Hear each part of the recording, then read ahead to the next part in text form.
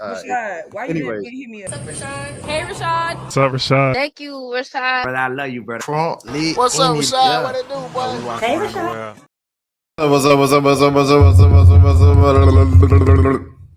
My name is Rashad Milligan. If you are new to the channel, this is the road to 10K subs, man.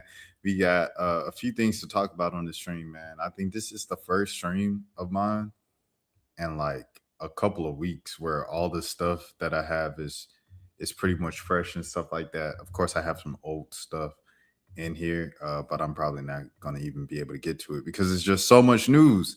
I wanted to just do the fun stuff, you know, the WNBA, CBA, and get to reactions, all the fun stuff.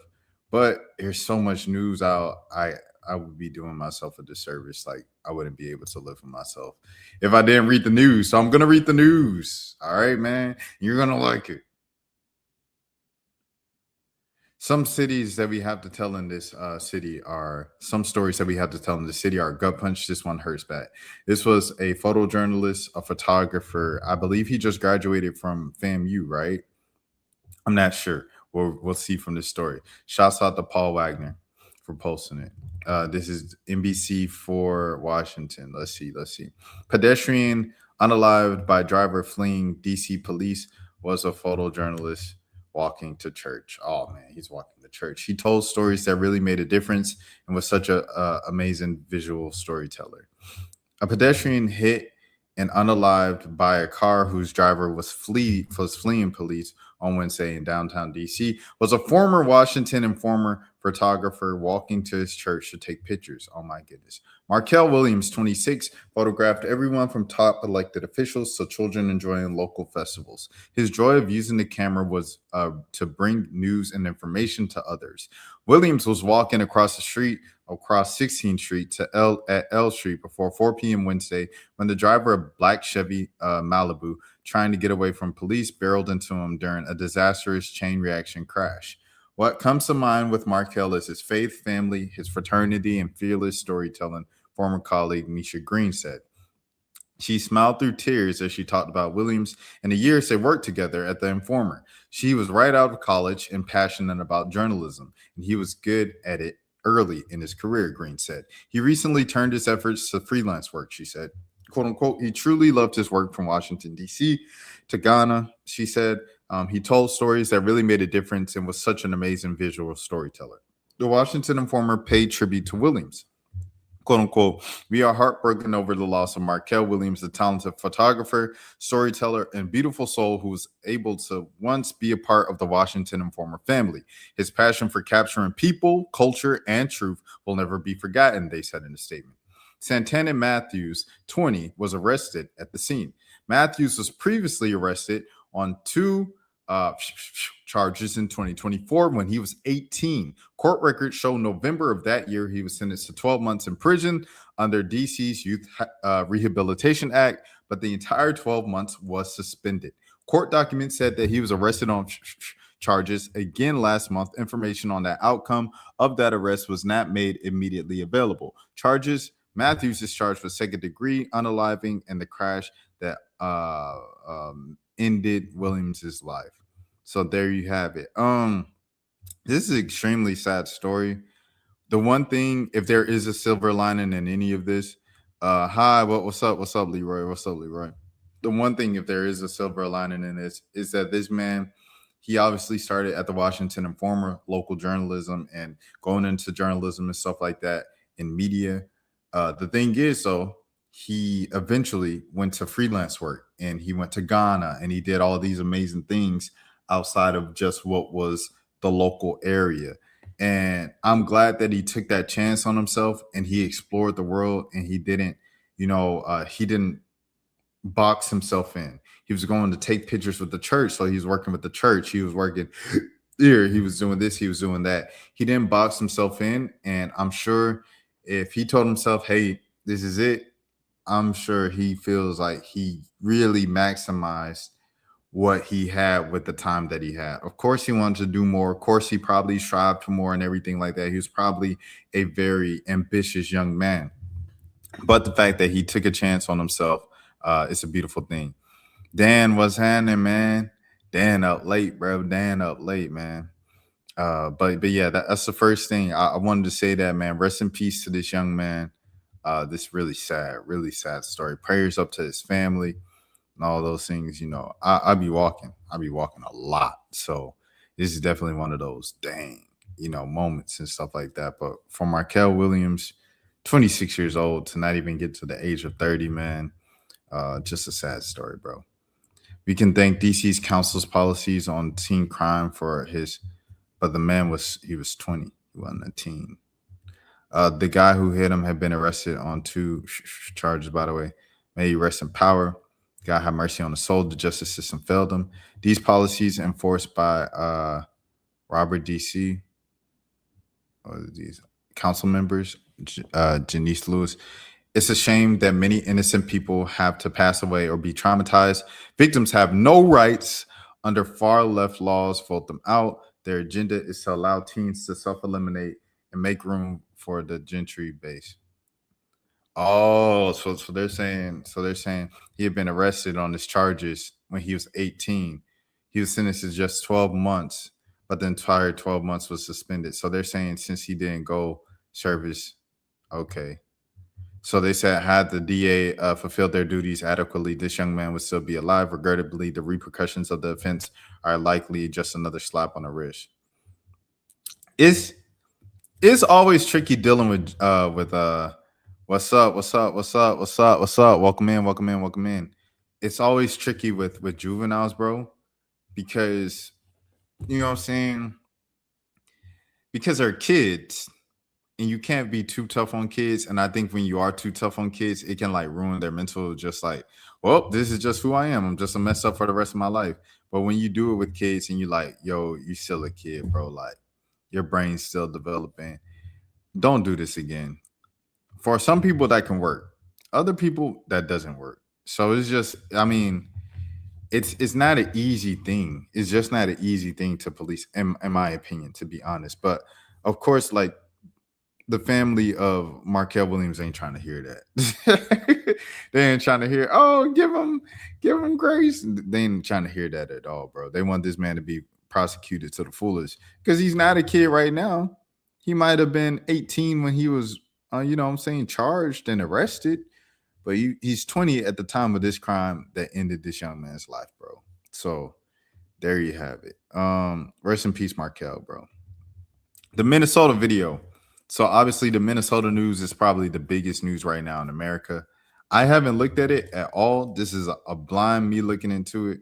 So this video and this segment is for anyone who's just like me, who has not seen it. Now that we got that disclaimer out the way, let's talk about it. NBC News, ICE cell phone video from the ICE officer shows the fatal Minneapolis. Renee Nicole Gooding's fatal by an ICE officer has sparked national outrage and dueling narratives about what led to the exchange. So here we go. This is by Maggie Vespa, Kalani Koenig, and Selena Gorova. Video shows that it takes 2 seconds to decide to end a human life. Dang. Reverend Ashley Horan, Reverend, is that her name? Reverend Ashley Horan, who lives a few blocks away from the site, got visibly emotional when NBC News showed her the cell phone video that appears to have been taken by an ICE officer who ended Renee Good's life. It is terrifying to watch them, the callousness with which they approached her, Horan said. It takes 2 seconds for them to decide to end a human life and then demonize her at the moment that they have just hit her in the head. Haran, who was involved with ICE watches in the neighborhood, said that Good could have been anybody, and she feels for her neighbors are not human in the eyes of ICE and DHS forces right now. And until we have a government that sees all the people in this country as human, none of us are safe, Haran said.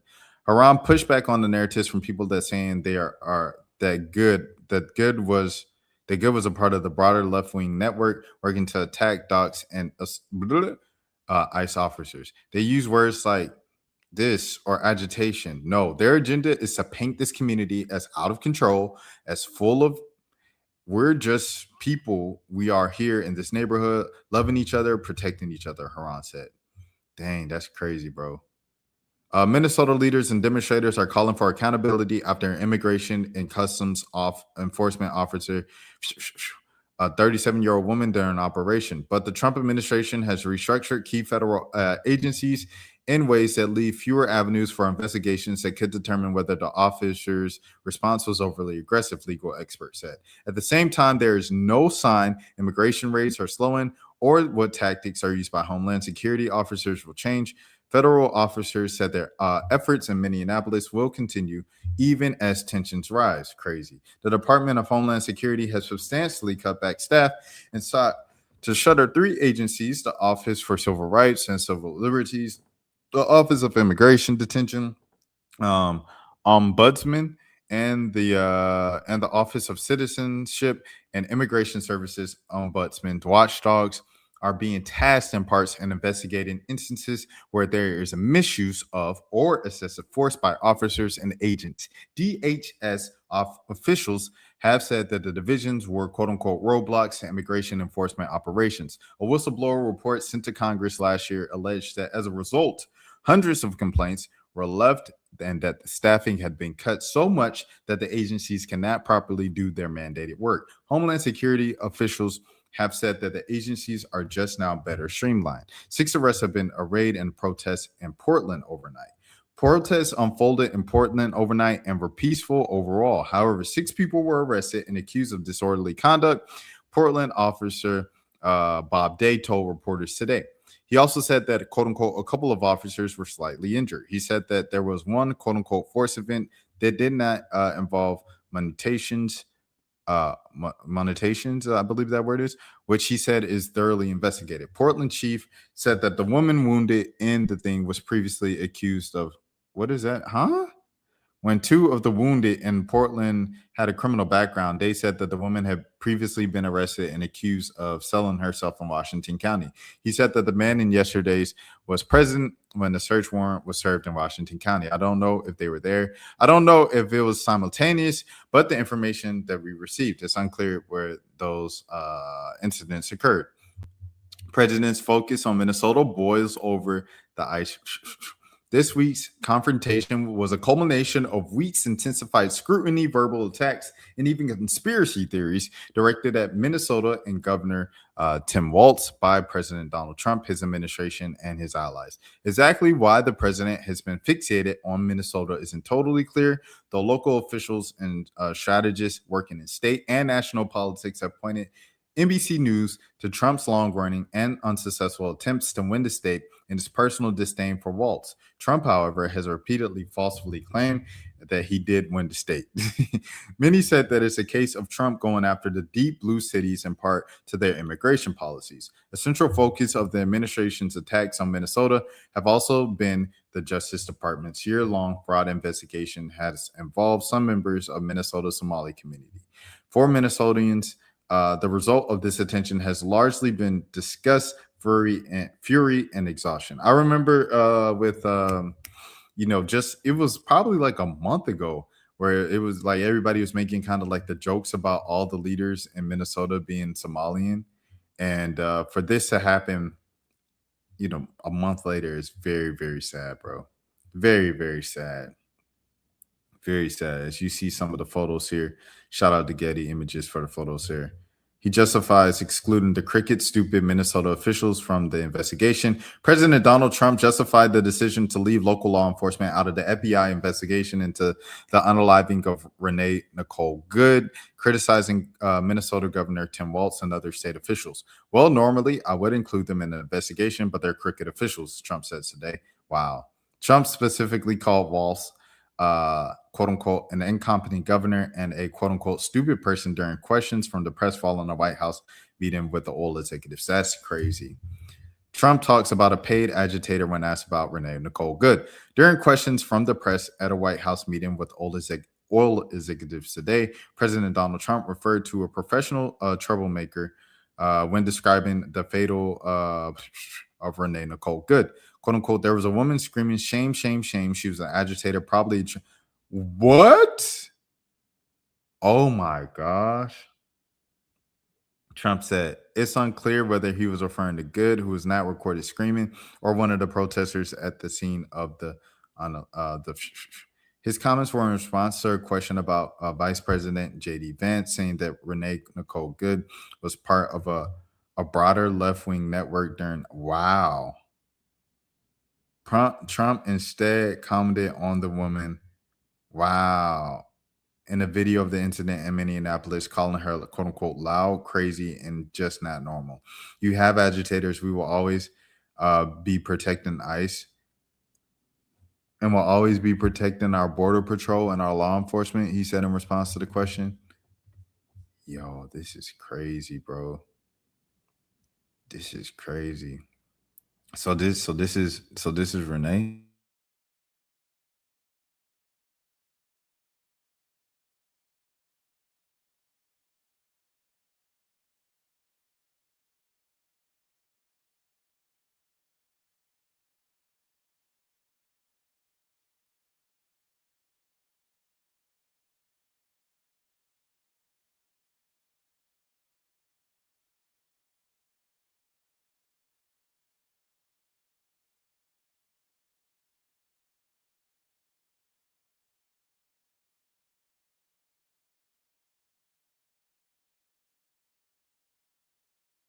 Connection back. Okay, cool. We back. Y'all know how like I don't know if this happens at like y'all places and stuff like that, but sometimes in the middle of the night the internet just randomly goes out. So I'm on a hotspot right now. It's only like a couple minutes that it does it, but since I was live, I was like, let me just go on a hotspot. Congratulations on getting your setup. Yeah. The internet went out, but yeah, exactly, Mary. This is crazy, bro. Like I said, I want to see the video. I definitely cannot watch it on YouTube, so I'm probably gonna stop sharing the screen if that's cool with people, and just maybe like live commentate it. So that's what I'm gonna be doing. All right. So I'm watching.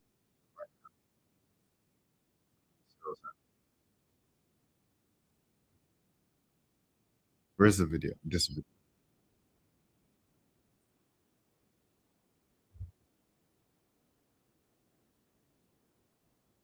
I'm watching the video right now. She's in the car. Oh, okay. Oh, snap. Okay. So this is what happened. She said, I'm not mad at you. She was trying to drive by them. Oh, snap. So she was trying to drive by them type deal. Hold on. Let me share. Let me share. All right. I'm going to share it now. I'm going to just show like little things. Hold on, twin. Is it lit? Okay, cool. Well, not cool, but yeah. So what happened? Here's the first part of the video. She's like, I'm not mad. She's trying to like really just, I'm not mad at you. She's driving around. It looks like she's driving around.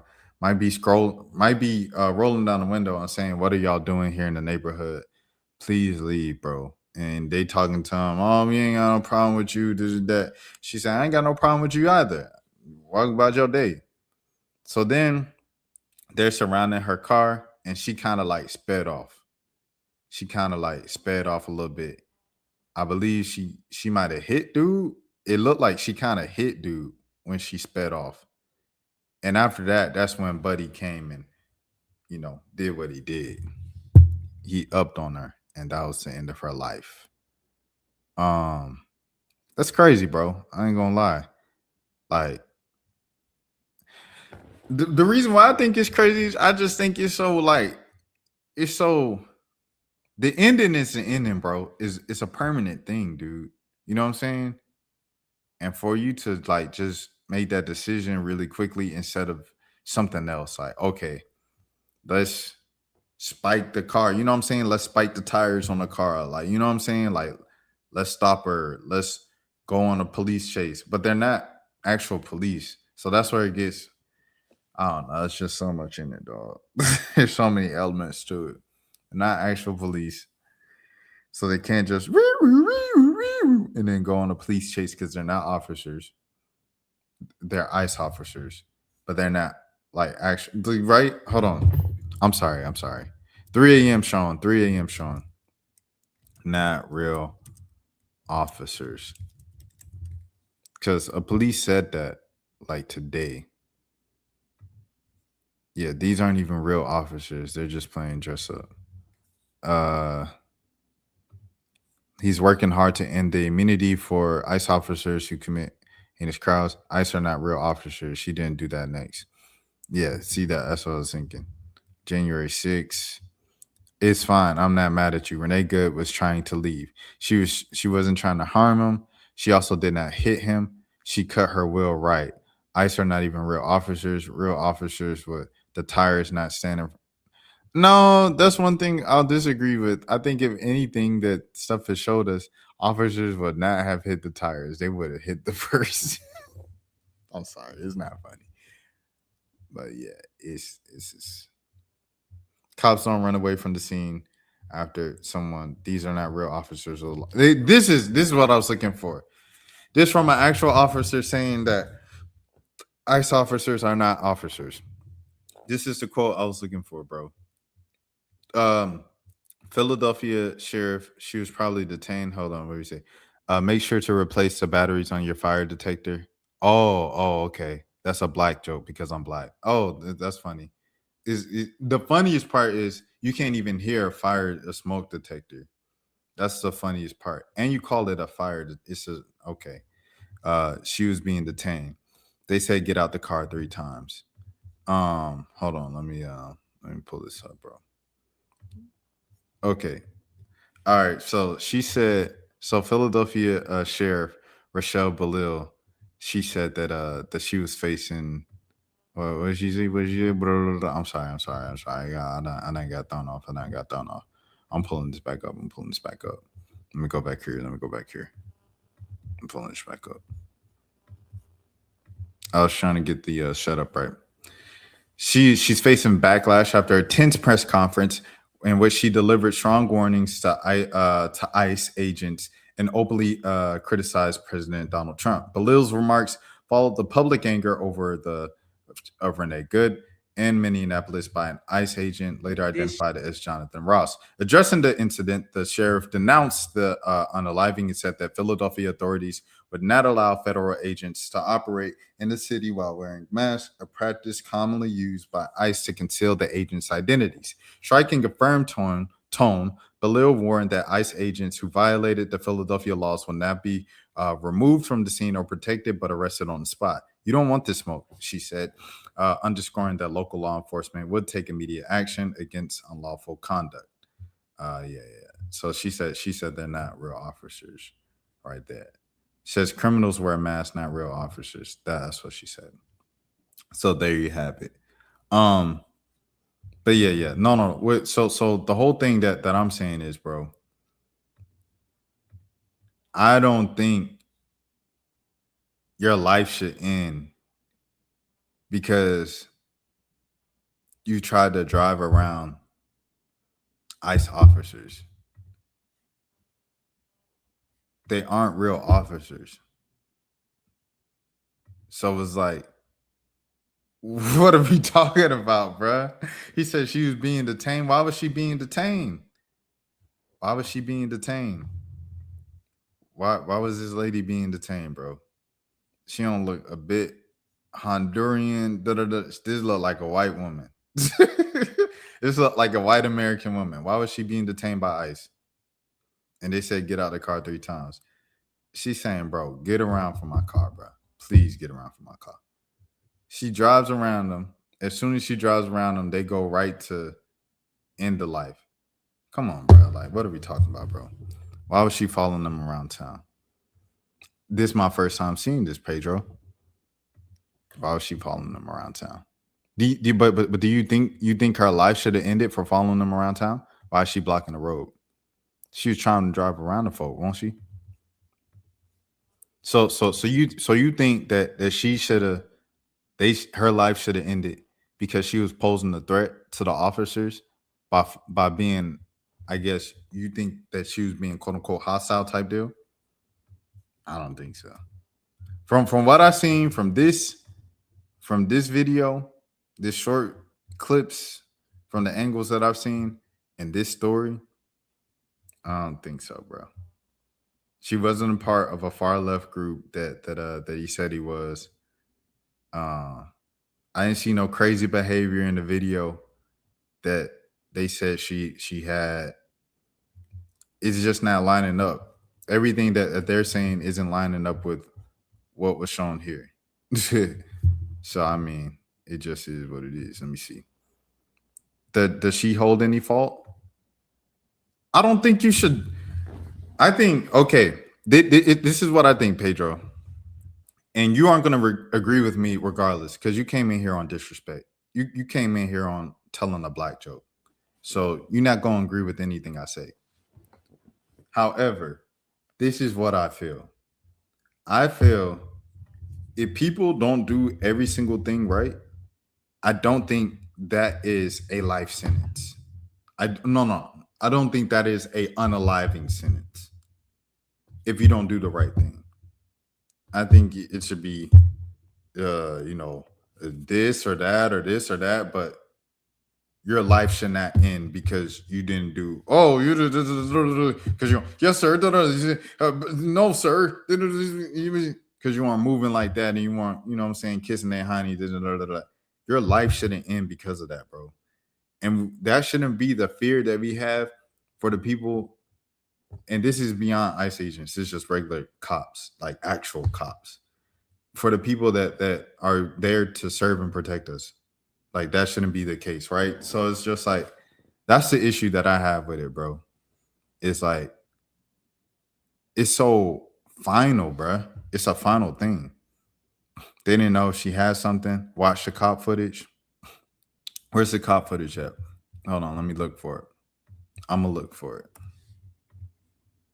Renee Good cop footage. Shouts out to all the new people in here. This is my first time watching this. This is my first time even keeping up with it. I just knew it was like the biggest story going on in America right now, and I pulled it up on stream just to catch up to see like what all the talk is about. Plain and simple, you act stupid, you win stupid prizes. I don't think that's bro. I can't go for that because it's like I think a stupid prize is this, bro. This is a stupid prize. If you have an actual, you know what I'm saying? You know what I mean? If you have one of them, you know what I'm saying, in your hand and it's pointed towards you, that is a direct, you know what I'm saying? That's a direct threat. That's a direct thing to everything, right? Ooh, I'm in danger. Everything like that, right? I think that's when you can do what you did. But all this other stuff, I can't go, twin. He said a 2-ton vehicle is a weapon.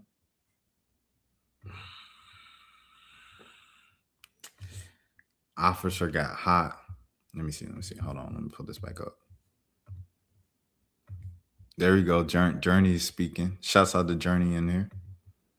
But Pedro saying a 2-ton vehicle is the weapon, and that's why he did it. I don't know, bro. I just don't know, bro. Like I just can't go. I can't lie.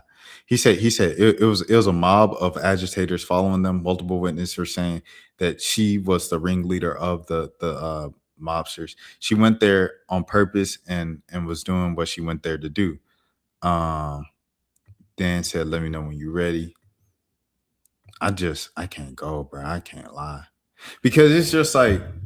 Say it is a group of folks, you know what I'm saying, following and being like, ICE, get out our town. ICE, get out our town. You know, there is a similar situation in New Orleans. I don't know if you guys saw or heard of it or anything like that, but these guys, they were like, how did she miss him with this? Hey, genius. That's a good one. That's a good one. I meant to say she was unalive doing what she went there to do. She went there on purpose and was doing what she went there to do. So you saying like she not, but that's the thing.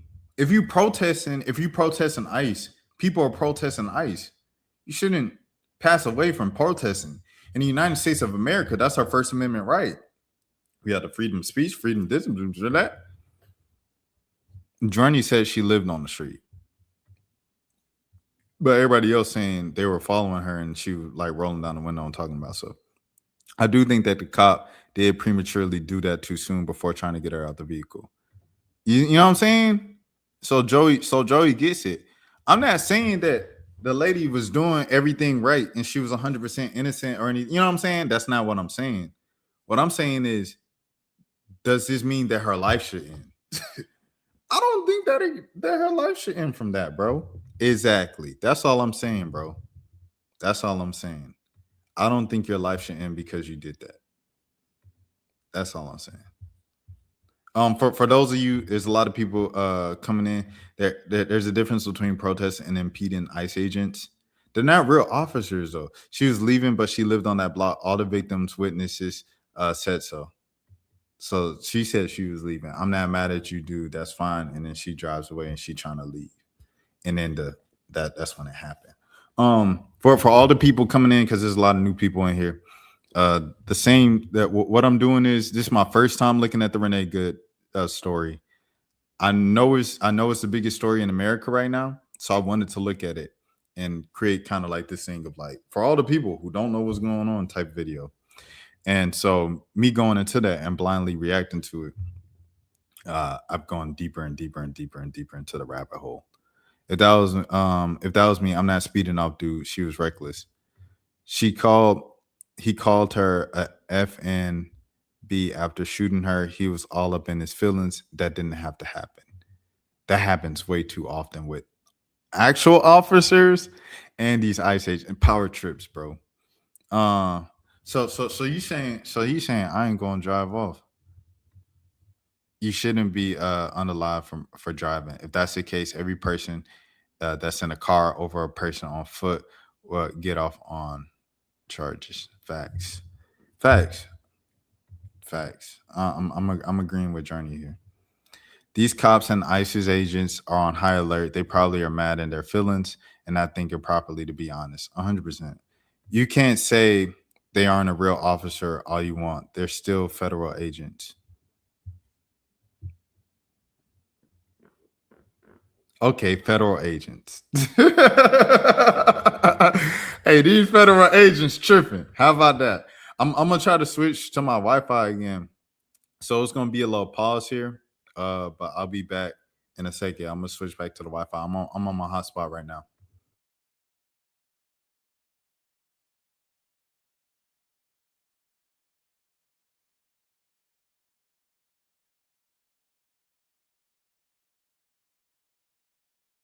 Bro. Okay, cool. We're back. Wi-Fi is working again. Cool beans. Yeah. But I don't know, bro. It's just like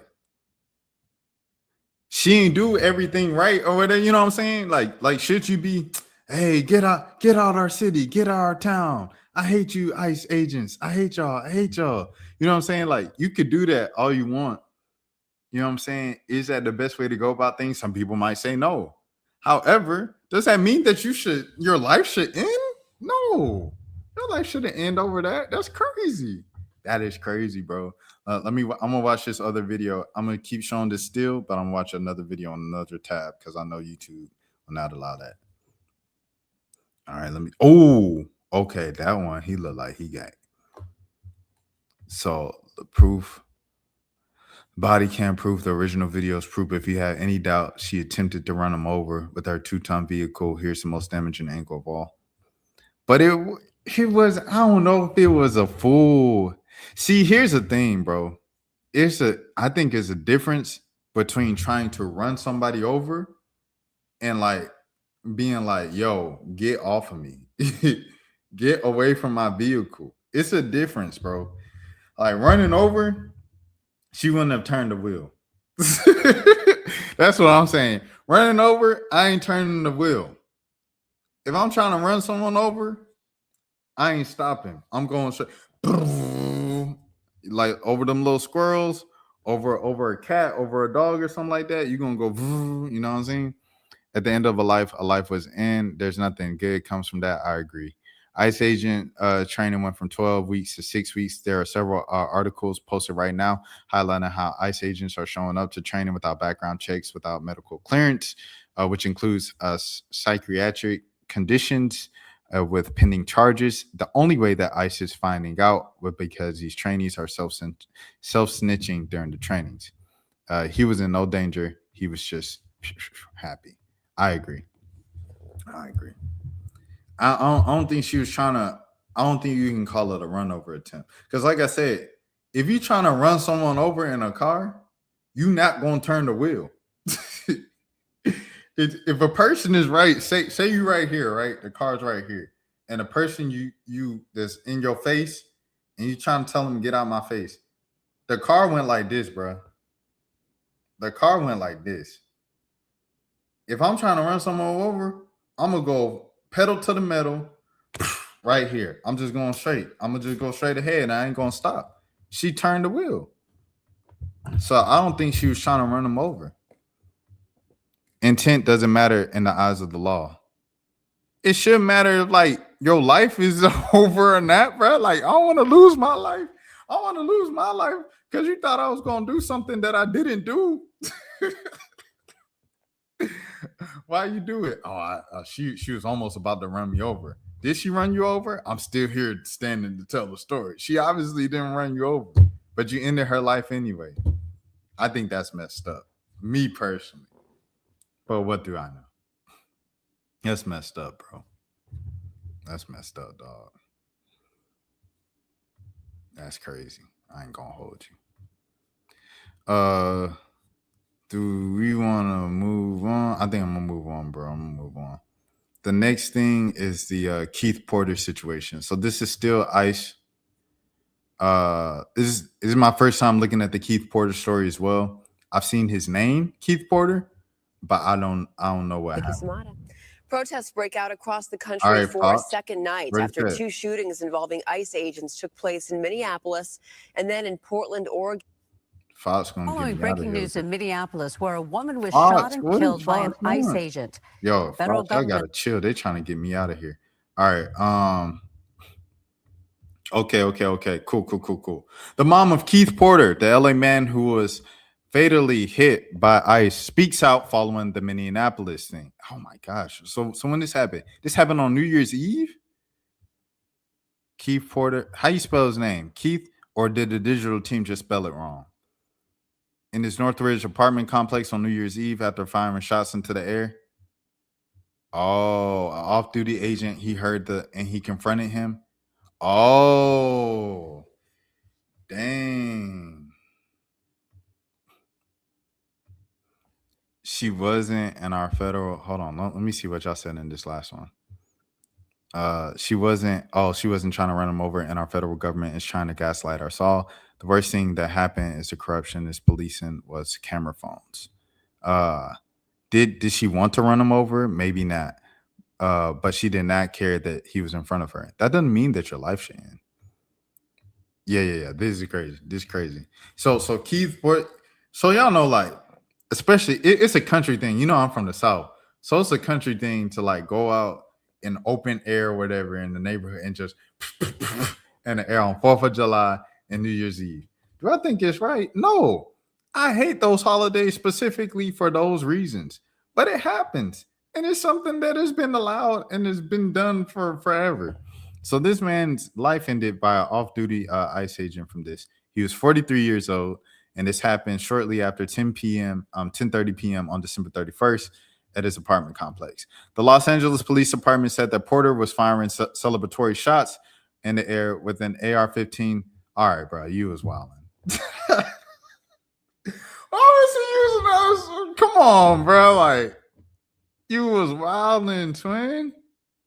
You was wilding. The off-duty agent who lives in the apartment heard it, and he confronted Porter. It's unclear what happened next, what led to the agent opening up fire.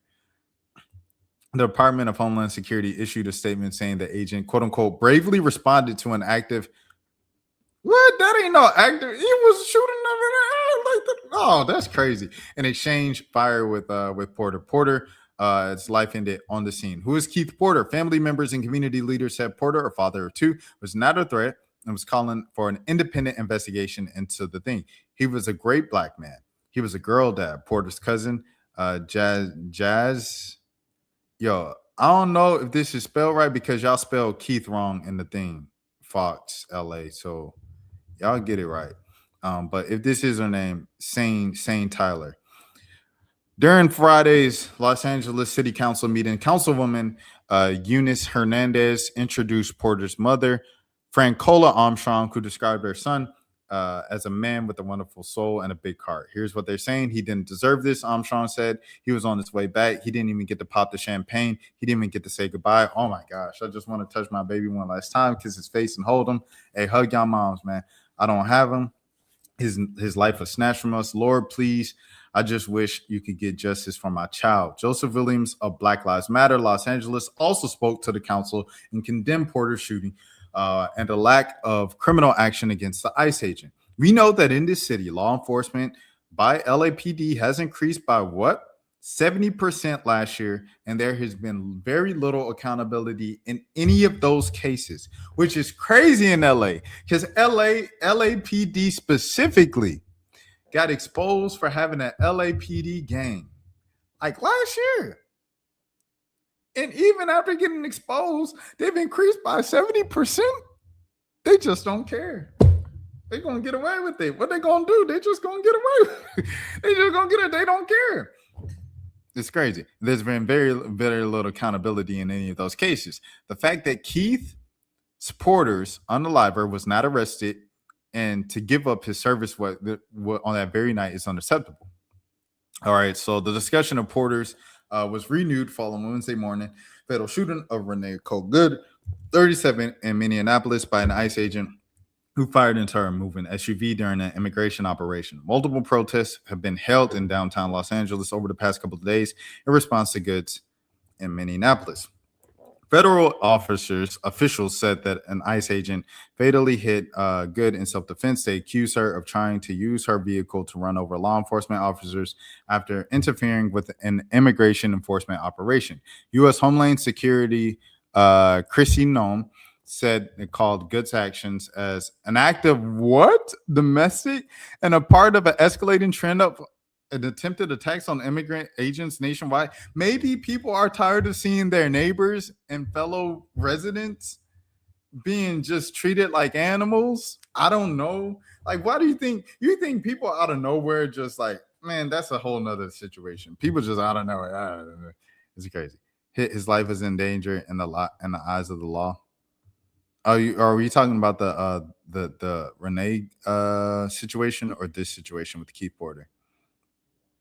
Because Keith Porter, he was wilding, but at the same time, like, it was New Year's Eve, bro. And it was just into the air. Like, I feel like, and they called it a mass. You know what I mean? I don't think it's a mass unless, like, he was aiming at folks. And he didn't. He aimed just in the air. So, I mean, I don't know. That's a whole nother thing. The narrative of the administration was pushing the immediacy following was garbage and false BS that it was. I stand by every one of those. This notion of inflammatory comments. I mean, come on, guys. I dropped the F-bomb. They killed somebody. Which one of those is more inflammatory? Wow. I'm going with somebody. Wow. Yo, this is crazy, bro. What is going on, dog? I ain't gonna lie. This is crazy. Pray for LA. Pray for the United States. Pray for Minneapolis. Pray for the families of Keith Porter. And pray for okay, I'm sorry, they're still throwing me off. Pray for the families of Keith Porter and pray for the family of Renee Nicole Good as well, man. That's crazy. That's crazy, dog. All right, I guess I'm gonna get back to shutting up and dribbling the WNBA. So the WNBA, they've reached the deadline now, finally, with the CBA negotiations and everything like that. Hold on, I'm gonna go to my face on the camera. They've got into the deadline finally now, so that will bring a lockout. Officially the lockout. They've kind of prolonged it by pushing back the deadline. They even put, hey, at 11:05, the deadline is at midnight. Let's push the deadline again. It didn't happen this time. We have now officially gone a little bit more into the lockout, and now we are here. So Ramona Shelburne is pointing out something just very, just very important. Even if a new deal is reached at this point in the CBA, we're so deep into the offseason. Now we're in January. This is where usually the expansion draft has already happened in December, which it happened last year in December. Not last year, but the year before that with the Golden State Valkyries, if you remember that. This year with the Portland Fire and the other team that's expanding, I believe Toronto Tempo, I believe they're starting next year too. They might be. Excuse me if I'm wrong. But those two teams are supposed to have their expansion drafts in December. We've missed that. So now January is the time where free agency starts. We're missing that currently. And then you have the draft in April and then training camp shortly after. So now with the lockout or with the prolonged kind of time to reach the CBA agreement and stuff like that, we're now like running behind with everything else in the offseason.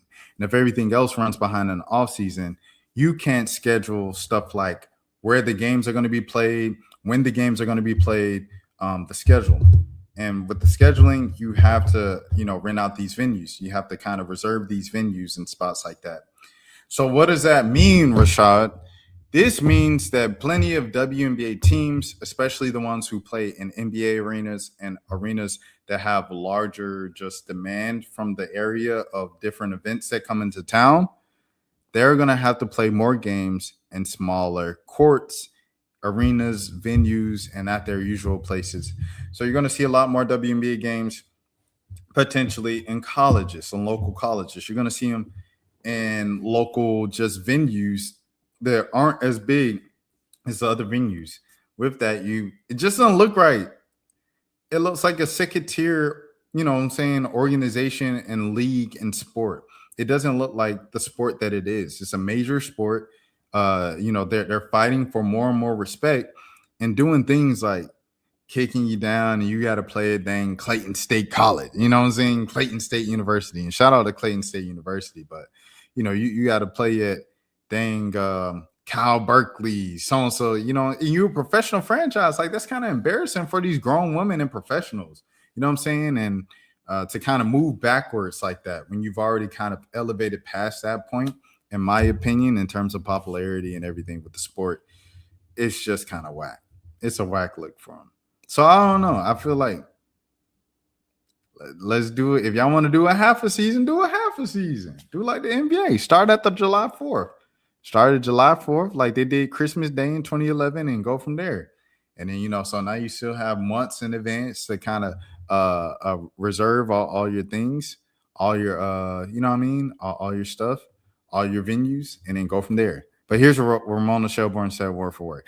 It doesn't seem like there will be any immediate consequences to another formal or informal extension of the WNBA CBA talks because training camps don't open until April. I'm starting to hear increasing concern, however, about how this delay could affect scheduling next year. In other words, if there's no CBA, there's no schedule, and arenas start to give dates to other events. There's also an issue with free agency and the expansion draft, which needs to happen fairly soon. So there you have it. Peace be to the WNBA Players Association, of course. And get the players what they deserve, man, while they're playing. It is what it is. All right. Let's get into the BS, man. It's all BS from here now. And then Dan coming in. Dan gets to come in right before the playoffs, the NFL playoffs. So we'll have Dan there in a second after these reactions. But we're gonna react to some BS. We earned it, especially tonight. Whew, Lord knows. It ain't been nothing but heavy news. Let's get into some BS. This is Chris Redd, former SNL comedian, talking about the time that he dated former SNL or current SNL comedian Kenan Thompson's ex-wife, which is crazy, by the way. Y'all the only two black dudes on the show at the time. I mean, them and Michael Che. There was the only three black dudes on the show. Jay Farrell was with them for a little while, so they had four black dudes. Jay Farrell left because they told him to wear a dress. Chris Redd eventually left because I don't know. Now it's Kenan, Michael Che, and the new kid, the dude that be talking about rocks. Those are three dudes. And he kind of been the funniest one this season from the clips I've seen. Shouts out to bro. Anyways, Chris Redd. That's kind of this, been around for a long time, about 4 or 5 years now. And, but I've never addressed it. I know a lot of people talk about me dating Kenan Thompson's ex-wife, and how that came to be, you know. And I'm gonna just tell it to you straight, man. It wasn't no plan.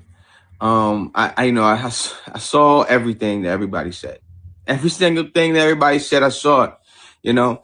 And bottom line is, I'm not the type of person to scheme on a person. I'm not the type of person to even date somebody that like one of my homies has dated. You know, this is a very dated someone's whole ex-wife. What are you talking about? It was like someone saying like, it's not my character to steal, and we got a video of you stealing from a store. That is literally your character. You told us unique nuance. That's not even me. I don't even date my homies' exes.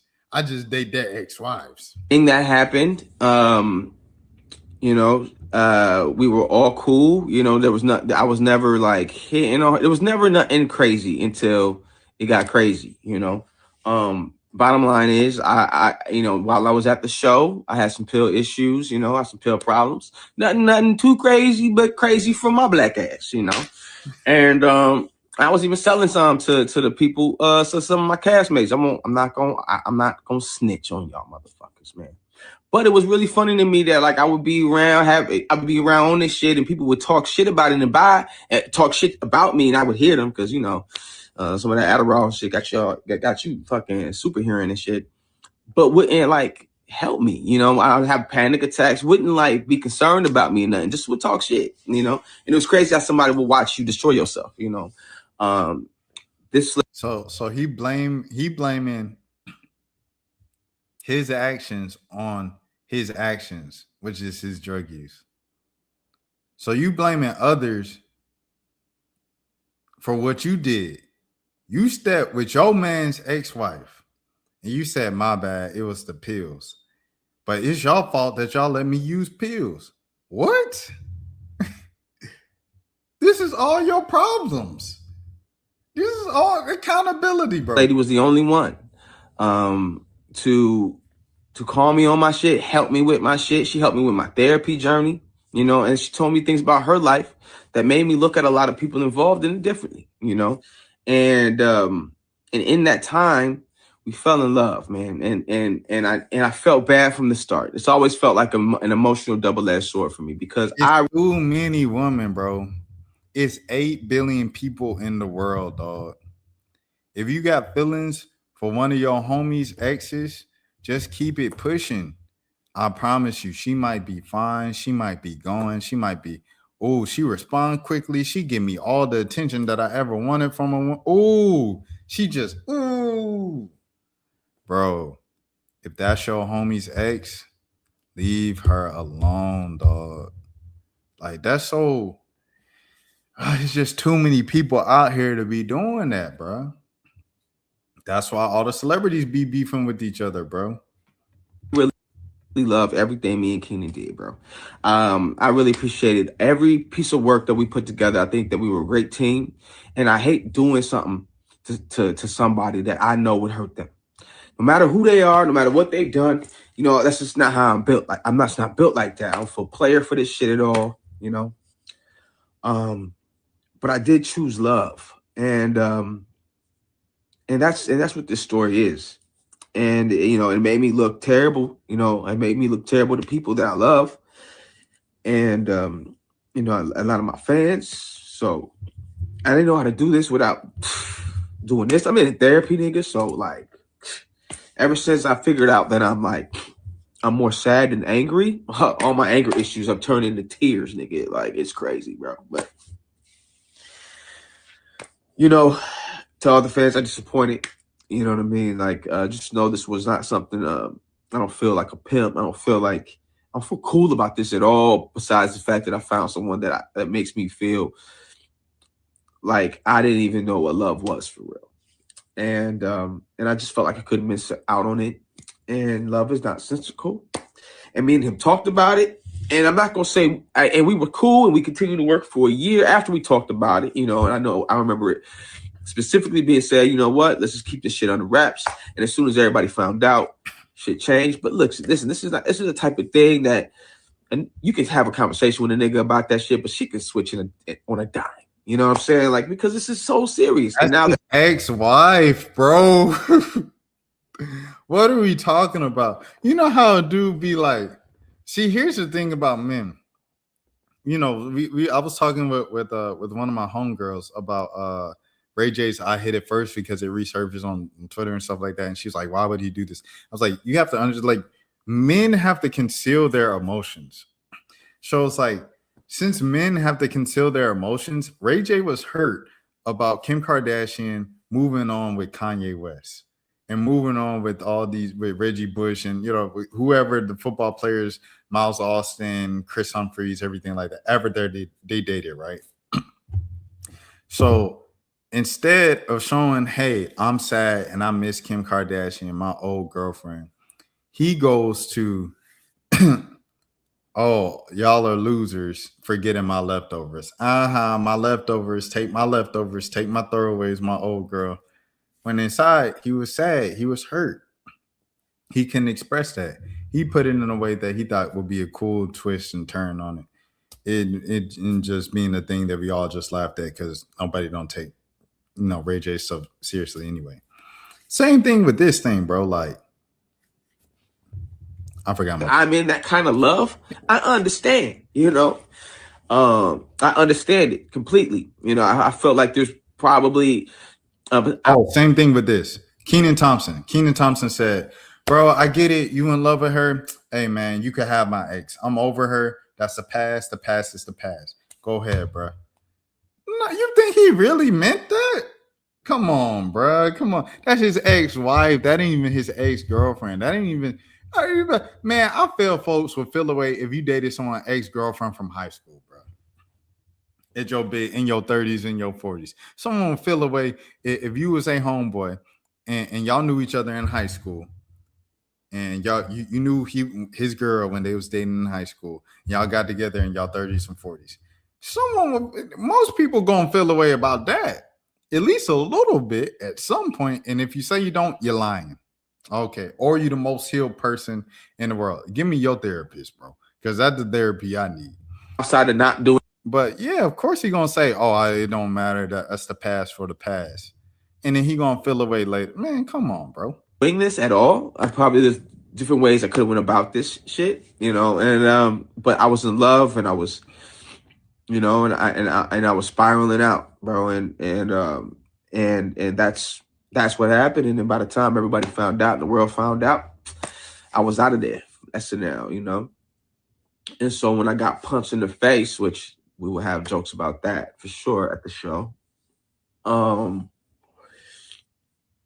Most people who know me from back home would know that, you know, I would be retaliating in a heartbeat, but not this time, bro. This time it felt like fair enough. Anyway, this wasn't meant for laughs. It's just meant for me to just put some narrative on something that a lot of folks is already talking about, but won't bring it up to me at all, you know. I'm sorry for the people I disappointed with this. Just know it wasn't to be a dick. It felt like a love I couldn't miss out on it, and I had to shoot for it. And I've never put anything above my comedy and my work. But I felt like I couldn't move on to the next stage of this creatively without addressing this. So if you don't like seeing grown men cry about hard choices they made, this is gonna suck for you as a video. This is gonna suck to me to look back on. But 28th, caveat, New York City, I will be starting to address all of this. The whole show is not gonna be about this, okay? The whole show is gonna be about love. So you know what? I'm gonna have little sheets on the table. You tell me what you've given up for love. You tell me what you sacrificed for love once, you know. And let's just talk about it together, whether it's good or bad, you know.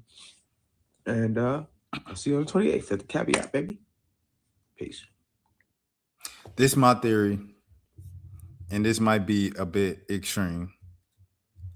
And you should also take the disclaimer. I am in my 30s and I'm still single. I'm not married, right? So take that disclaimer with a grain of salt. I believe the idea of the one does not exist. I don't think that there's just one in life. Like, I think if you do get married, if you do build a family with something and you have a life partner, that person just came around at the right time and everything just lined up at the right time. It's all timing. I don't think that means that was the only person destined to be with you ever in life. I think there's multiple people who kind of line up with us and have the exact same thing, and things just click. Just different times. Their timelines didn't line up. Their timelines didn't line up. Our timelines just didn't line up. We agreed to try this out. For that, what am I saying? The circumstances here just weren't cool, bro. The circumstances just weren't cool, dog. Like, this your homeboy. Like, I don't care if y'all like finish each other's sentences. You know how they do that in the movies. We finish each other's sentences. They be falling in love and stuff like that. I don't care if y'all that cool. And she the finest thing walking, and you just like the room start and your heartbeat when she walk in, and everything going slow motion, and you hear the song Stacy's mom is got it. Like, I don't like, still, that is your homie's ex-wife. That's off limits. 8 billion people on the earth. You're gonna find someone eventually. She might not make you feel that way, but you shouldn't also compare love. Like, that's a whole nother topic. But like, she gonna make you feel special in her own special way, because all love is different, bro. You know what I'm saying? No matter how you dress it up, you slimed your man. You have no honor. Facts. Nah, dog, goofy. Man, shut up, the snake. I would never scheme on a man's wife, even though I did scheme on my man's wife. That's kind of this. Yeah. I agree, bro. I agree. I ain't gonna lie. Like, that's crazy stuff. All right. Dang, I thought it was gonna be all lighthearted after this. Rashid Rice. We didn't do the Rashid Rice thing. He's from a couple days ago. DV, this is Rashid Rice that left the scene of the crime after racing 120 miles per hour and causing an accident that left four cars totaled, as well as somebody being permanently handicapped. His teammates wore shirts saying "Free Rashid." Let's see what they do now. Crazy. DV warning. I'm so tired of keeping quiet and protecting his image. I've been through too much in the span of 8 years, and I've had enough. I've dealt with the thing for years. Me and this man decided to break up a couple months ago, and since then, it's been nothing but HE double hockey sticks. He's very controlling. There's been times where he came to my new home. Wow, broken my door. There's been many times where he put his hands on me while I was pregnant. Even had the audacity to lock me outside all night in 10-degree weather because he got caught cheating. Wow. He's cut up all my shoes and clothes, leaving me with nothing because he got caught up. Wow. And there's been multiple instances of cheating, but besides that, I'm just tired of him not doing right by my boys. Isn't that fair? He doesn't call them. He'd rather be laid up with a woman. He literally left us in Kansas. Excuse me. And I had to beg him to send money so that I could drive to Texas with my kids and all our stuff. We have an agreement because of everything he's put me through, and he still doesn't follow it. He's now trying to remove me and my kids from our home for no apparent reason. I've known this man for years. He tries to put on the persona like he's the dad of the year. I protected his image for too long. I'm done doing that. It's time to protect my peace, protect my children, and stand up for myself. Dang. With the pictures. Dang. So what's the next one? Also, he posted this. Dang. He put on DeLucci too, who I do it for. Five. Come on, man. Slow down on me. You got your dad feeling, oh, he did this 3 days ago.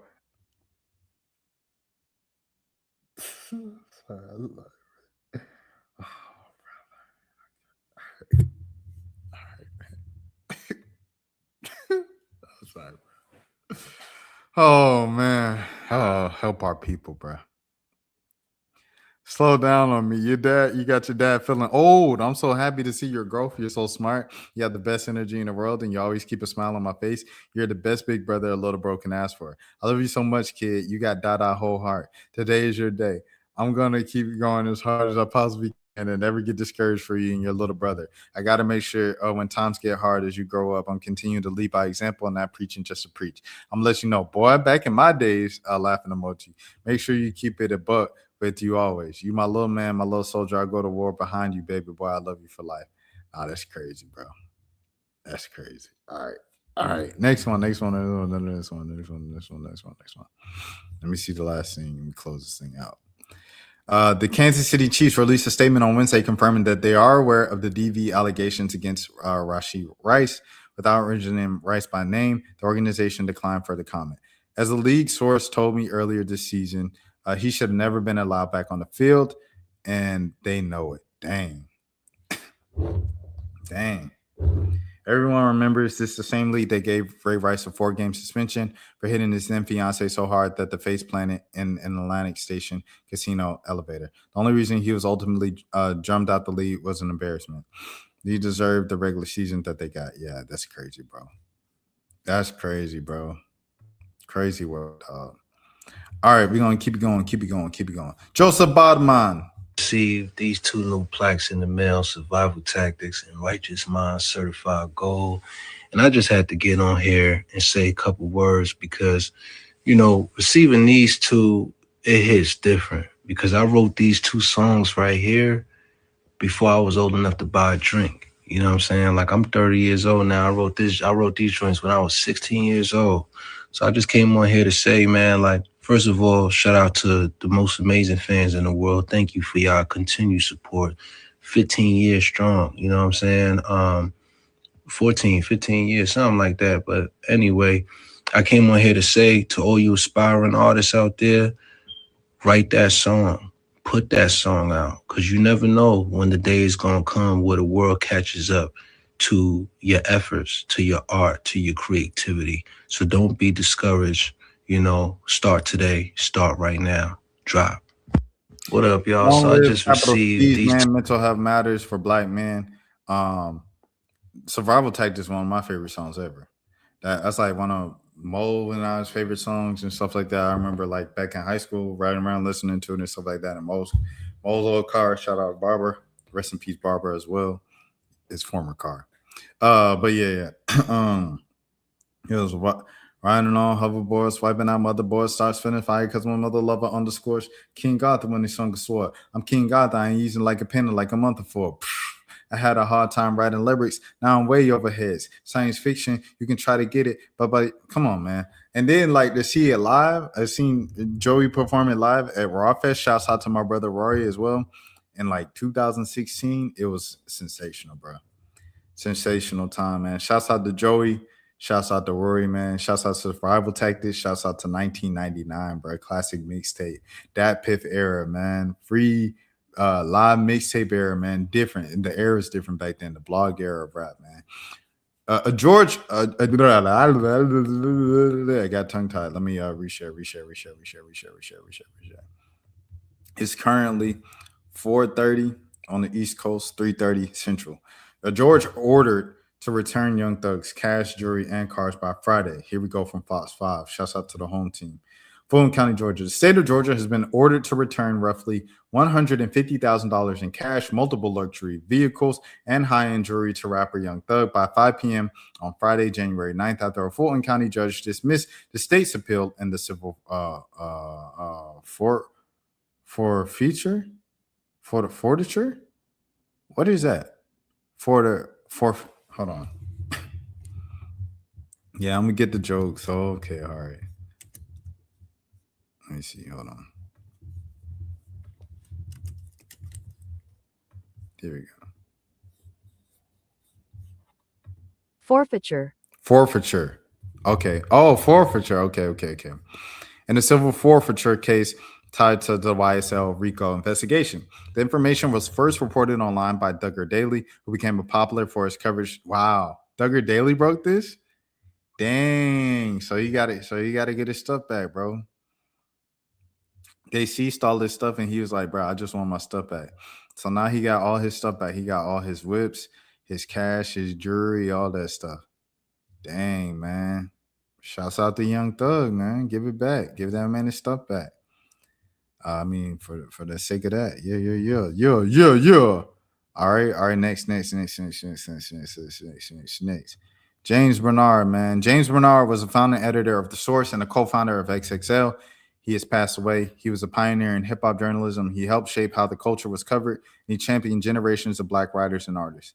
Rest in peace to James Bernard. I do not believe, as far as I know, I've had any personal interactions with James Bernard, but I'm definitely giving him, all of that salute and everything like that. Saluting the legends, bro, for sure.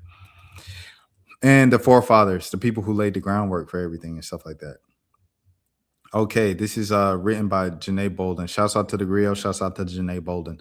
Legendary hip-hop journalist, editor, and media executive James Bernard, a founding member, founding editorial force behind The Source and co-founder of XXL Magazine, has passed away. Bernard, widely recognized as one of the architects that helped transform hip-hop journalism into a respected cultural force, played a pivotal role in shaping how the genre was covered and understood its ascent from underground movement to a global phenomenon. In 1988, Bernard was one of 4 Harvard students, along with David Mays, Jonathan Scheiter, and Ed Young, who created The Source magazine, first as a newsletter, a moment detailed in a Pitchfork story titled How a Group of Journalists Turned Hip-Hop into a Literary Movement. Bernard would eventually become the co-editor-in-chief of the story publication. He later left the magazine in 1994, along with a group of senior editors over internal disputes about business practices and editorial independence. Bernard and fellow editor Reginald Dennis would go on to co-found XXL in 1997. On Wednesday, Roots drummer and documentary filmmaker Amir Questlove Thompson paid tribute to Bernard on Instagram, crediting him for his role in shaping the standards by which hip-hop music is judged. At the center of those debates stood James Bernard, who oversaw their record reviews. Questlove wrote, "They were gospel," all caps. "He taught me what taste is subjective, that regionalism matters, and that the criticism done right can sharpen your ear and your purpose." Ironically, "Do You Want More" became the last review he oversaw in that era. Dang, man. Shouts out to Questlove, bro. For goodness gracious, bro. Like, Questlove's so important, bro. And shouts out to Tyler Creator for keeping that like feeling alive of like real hip hop historians in this culture, in this game, bro. Like, we need historians, bro. We need people who know the stuff like the back of their hand and breathe and live and breathe this stuff, man. For real, bro. Like, Questlove, to be the connector that you are through like from your studio back in the 90s, everything like that, to like the connector that you are today. Like, I remember one of the first things I remember about D'Angelo when D'Angelo transitioned, rest in peace, God rest his soul, praise up to D'Angelo's family, was like the Childish Gambino thing, bro. When Gambino dropped Awaken My Love 2016, and Questlove did a post just like this about Awaken My Love on Instagram. And he said he called D'Angelo at 4 a.m. and woke him up and told him to listen to the album and stuff like that, bro. Like, I don't know, man. That stuff is so important. Connecting generations, dog. And only Questlove, man, in this generation. Man, in 1979, hip-hop was met with more skepticism than celebration. The questions came fast. Where is the singing? What are they even saying? Folks were quick to point out that at least Gil Scott-Heron and the Last Poets, quote unquote, had a message. Early hip hop was often received with kind of a snark. I grew up hearing jokes like, "You better hippity hoppity those dishes, that homework, those grades." Mom still does that. Part of the confusion even lived in the name, hip hop. It stuck partly because of Sugar Hill embraced a baffling tradition of songs whose titles never appear in the lyrics. Everyone just called that song hip hop. I'd seen that before. My dad singing "Love as Soft as an Easy Chair" years later as Sam Goody in 1991. Customers begged for it, quote unquote. That song goes, "Here we are now, entertain us." To this day, I still know people convinced Wu-Tang and Lauryn Hill sampled "Memories" light the corners of my mind. One of the turning points was The Source magazine during its golden era, roughly 1988 through 1994. It taught us how to listen critically. Even now, I create that with the 5 mic standard in my mind, thinking of all those classic 5 mic reviews. At the center of those debates stood James Bernard, who oversaw record reviews. They were gospel, all caps. He taught me that taste is subjective, that regionalism matters, that criticism done right can sharpen your ear and your purpose. Ironically, Do You Want More became the last review he oversaw in that era. Imagine my shock when the two of us were in the Rock and Roll Hall of Fame nominating committee and surprised to learn his deep love for the Replacements. I didn't see that coming, but of course I saw it coming. His passion for music was legendary, a class act. James helped shepherd hip-hop from skepticism to seriousness, from novelty to culture. This loss hits deep for everyone who learned how to listen through his words. Rest in peace, sir. Dang, that's crazy. A Harvard Law School grad, Bernard will later serve as the national field director from the hip-hop political convention, working to mobilize young voters across this country. He was also the executive coordinator from the Project Forum on Race and Democracy, an initiative established by the Rockefeller Foundation. All hip-hop first reported the news. No further information regarding this cause of unaliving was available. There's also no public information about Bernard's age or date of birth.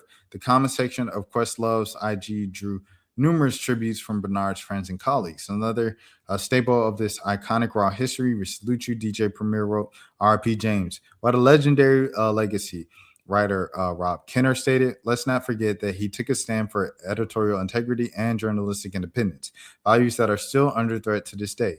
Condolences to his family. A warm, kind-hearted man who was so given to his time and energy. Shared in remembrance. My condolences to his family, who he loved so dearly. May you rest in peace. Let me see, James Bernard.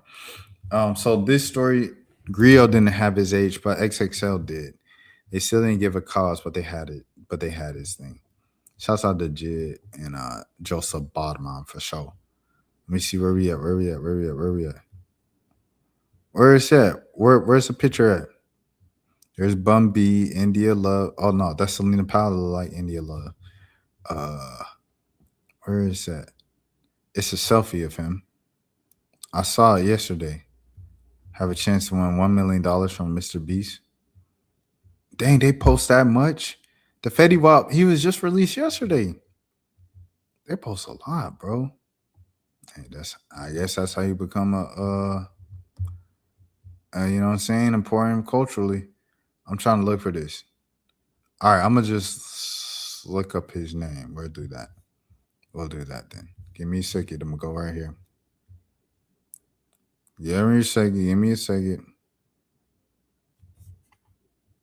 James Bernard. All right. And I gotta go back anyways to the thing to reshare.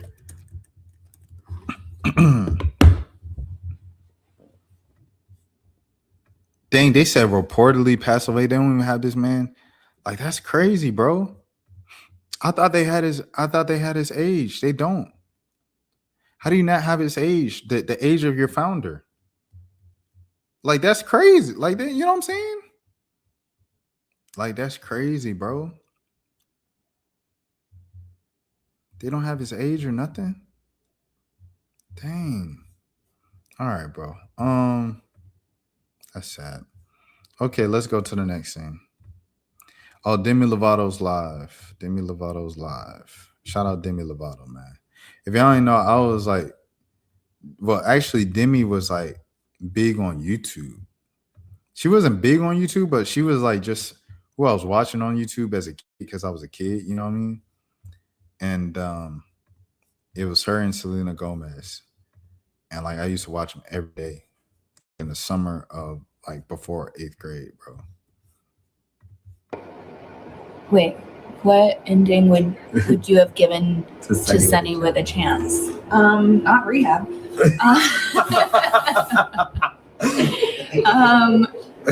Probably like she would have gone on to win awards and been the superstar that Sunny always.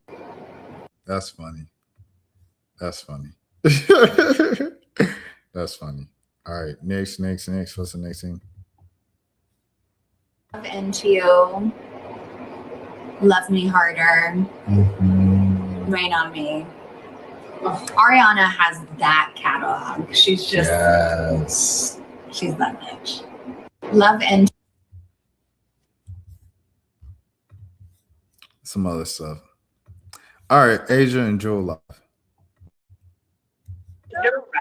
I don't even know if they're about to be playing for real. That is crazy. You're like, This is ghetto. this is, hey, we know ghetto. You know ghetto. It's giving W. It's giving WNBA is hilarious. This is some W. We know ghetto. No, this is giving W. But even then, the W had like a dance battle or something. We gave the people something. Them men said, we're good. I don't even know they're about to be playing for. That's funny.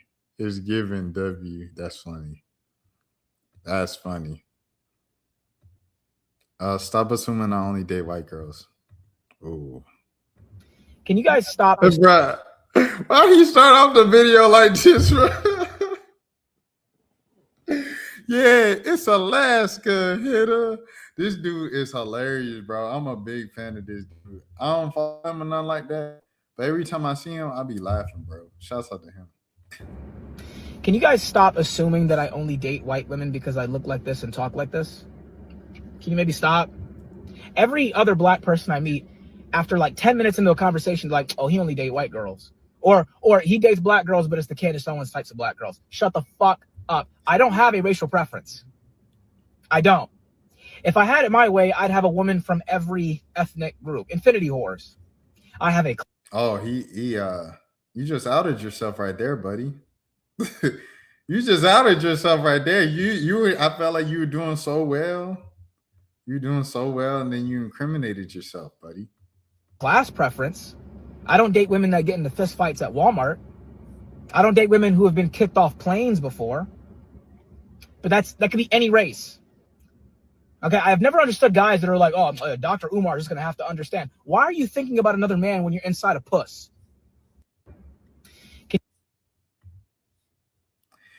He trying to justify his bunny hopping.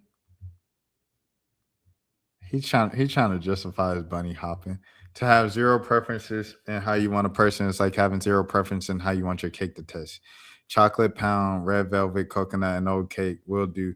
And specifically, they all do the exactly same. That doesn't ring as likely to me. Y'all completely understand this guy. Infinity, what? Bars. I know black women were offended when he said this. Nah, yeah, this is the Alaska video. Anyway, I'm gonna go right here. What's that? E for everyone. Yeah, you know what time it is. You know how we get. This is the Orlando one. Yeah. It's odd that if you are black and you speak English well, prevent chaotic or problematic. See, this is anti-black though. See, it's a balance there of not being black enough and then being tired of like people saying you're not black enough to the point where I don't know. It's a whole thing. It's the whole thing. DDG meets his top gifter. Let's go to the stream. What's up? How you doing? The stream's getting too serious. Let's go to the streamer. Hi. Man, you a little short. You short. Okay. You said you were 60. No, I am. So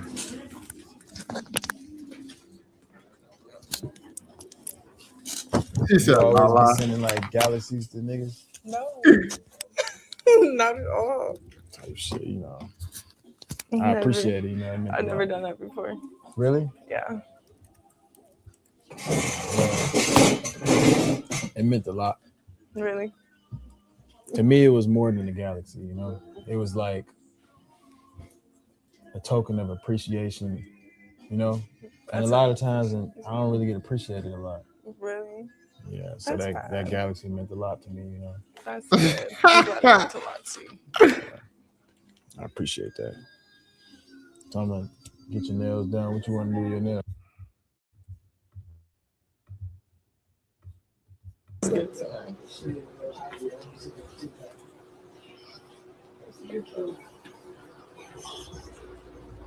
Oh. Niggas on crazy shit. It's because it's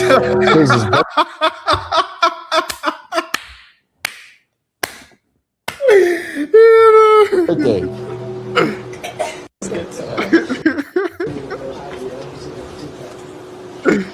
The Shay a hater, bro. The Shay a hater. That's all it is, man. The Shay a hater, dog. He gets into. Wait, hold on. Is this old? This new? Oh, you get banned? Oh, dang. That's crazy. Exactly. And say show his legs too. He got anemic legs. Them bitches always cold. He got anemic legs. On some real shit, you playing basketball, them shit's gonna break. Damn, that's crazy. What you mean it's crazy? You look at me different now. You a whole ass nigga. But I'm saying I'm chilling though. We just had a great day. She forgot how much of a great day we had already. What y'all do? This is next one. That's cool. She don't remember nothing else now. That's crazy. I know. That's what I'm saying. Welcome to the short side, nigga. Hell yeah. You don't want no baby. Y'all like the same height. That's what I'm trying to say. We the same height? Damn near. Yeah. No. It's gonna make you look at me any different. No, take him on. Exactly. And say show his legs too. Hey, yo. You got anemic. Nah, that's crazy. That's crazy hating from the kid. Like when you say your ex was smart, you like that type shit. Man, that's what we're doing? No, I'm sorry. It is your birthday. I'm tripping. No, I'm tripping. It's your birthday. This is his birthday? I'm tripping, my bad. Hey, happy belated to Shay Frost. Wait, how small was your ex? He was a little bit. It was like a tiny bit taller. Tiny bit taller than him. Yeah. This is yeah. So this is a little much. This is a little too much. You meeting girls on TikTok live at 28 years old. Nigga, you might as well get on dating apps. This nigga on live on TikTok live trying to get girls and shit. Gifted and shit, nigga tricking. That's crazy. You know what's crazy? Like so you sent to her actually, she sent me 2 galaxies. She sent you $20 and you was just easy got on a date. That's crazy. I'm not gonna lie, that's crazy. Shay the biggest hater, man, for sure. For sure. He the biggest hater.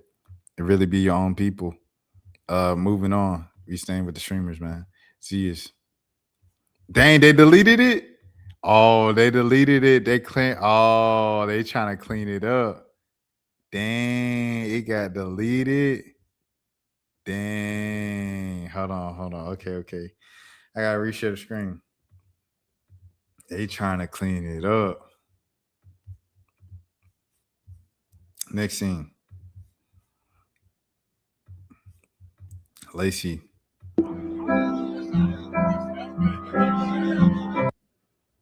It's just Justin Bieber looking at Lacey. Hold on. Justin Bieber looking at Lacey.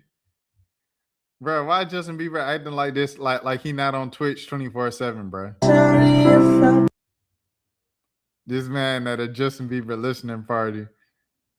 He wanted to say what's up to Lacey. Look at Lacey. Oh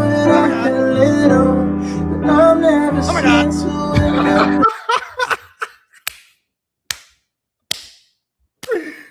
Hey, yo. Nah, that's funny.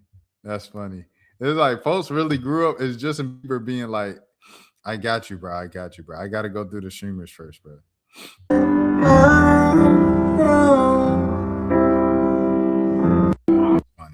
That's funny. I ain't gonna lie. But I get it. Justin Bieber been famous our whole life. Cuffham was banned from the Clover House. Oh, I don't know why I keep doing that. Hold on, sorry. Like, is it beef? Like, did my brother switch up on me? Or my brother switch up on me like that, man? Oh, I was like, dang, why is Cuffham banned? He was making all them allegations jokes, and they was mad about it. Oh yeah, because he making all them allegation jokes like Bruce. Shit, crazy, bro. Like the niggas you would think never switch up on you, bro. That's funny. That's funny.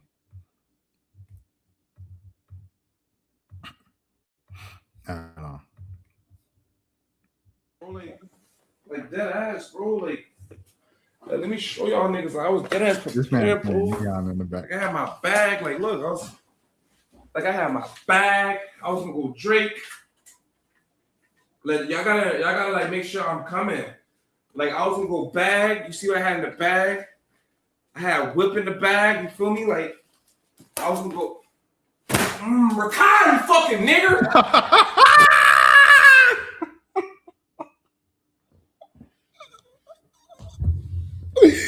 Oh man, cuffing, bro. I can't do it with cuffing, bro. Oh, cuffing, dog. Oh my goodness, bro. Oh, this man cuffing, bro. I had it ready. Like, why niggas trying me? Like, I had shit ready in the bag. Like, I'm ready to go turn on. Let's go make havoc.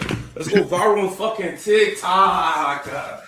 Let's go TikTok viral. I can't do it with cuffing, bro. Let's go TikTok viral, man. Shit. Man. This man, bro. I'm athletic now. I'm ready, bro. Like, this man cuffing, bro. He ain't got no chill, dog. He just ain't got no chill. He don't know how to act. He ain't got no sense. Why? What's up with Cuffham? You mad? I didn't ban Cuffham. I don't know Cuffham. Cuffham has a problem with himself that I don't know why he brings me up. When I met Cuffham at Mafia Throne, I was like, oh, I don't know who this kid is. I don't. This is my first time streaming. November 1st. Like you. I don't like how Cuffham carry with me. I'm not a nigga to play around with. Too, like you know what I'm saying. Not saying it's a threat. Like at first, you asked me a question. Yeah, go ahead. I like his content because I'm like, damn, man. The face over that shit was funny to me. Then it goes too far. Shit. Like it's like the way he trolls. Like I think he's trying to get a reaction out of it. Like he's digging for it. You know what to give it to you. Look, I don't know you. I don't want no problems with nobody. I'm just gonna win. But if it pull up on that. I didn't ban nobody. It's my house though. It's my house. Where I lay my head at. You know what I'm saying? I live there. Like your child's can I come to your house? Right now, can I come to your house? No. I can't. So what's wrong with that? I'm not saying. I just don't want a problem with nobody, bro. He do too much, bro. You know what I'm saying? I'm trying to grow up. I'm looking at all them standing in the background. They all just creating content and made like Waffle House a dang content house. Like all these cameras, all these lights, all these microphones. That's annoying for a regular person, bro. It's like with the girl. I don't even know if I have it up here, but that's annoying. The girl streaming and then the dude was like yelling at her and stuff like that because she talking to the homeless man trying to troll him, trying to do a stream. Like, bro, like that's annoying, bro. I know y'all making a gazillion dollars, but it's annoying to regular people, bro. Y'all need to tip folks. I know Agent tip him like $300 every time he streamed there, but yeah. Dante speaking about Aiden. But just a lot of the shit and clips that I've been seeing to him has just been kind of just disgusting. Over if this is just over music, it's kind of weird to say the things you're saying about her if this is something just to do with a fucking annoying ass song. Like I've heard songs that are fucking dog shit and mad at. No, Dante, the reason why I got mad is because she's screaming at 9-to-5 workers. I don't care who the fuck you are. I don't care how much money you make. It doesn't make you hot shit. If you're to scream at fucking 9-to-5 workers when you're he talking about when they was trolling Dolce before then.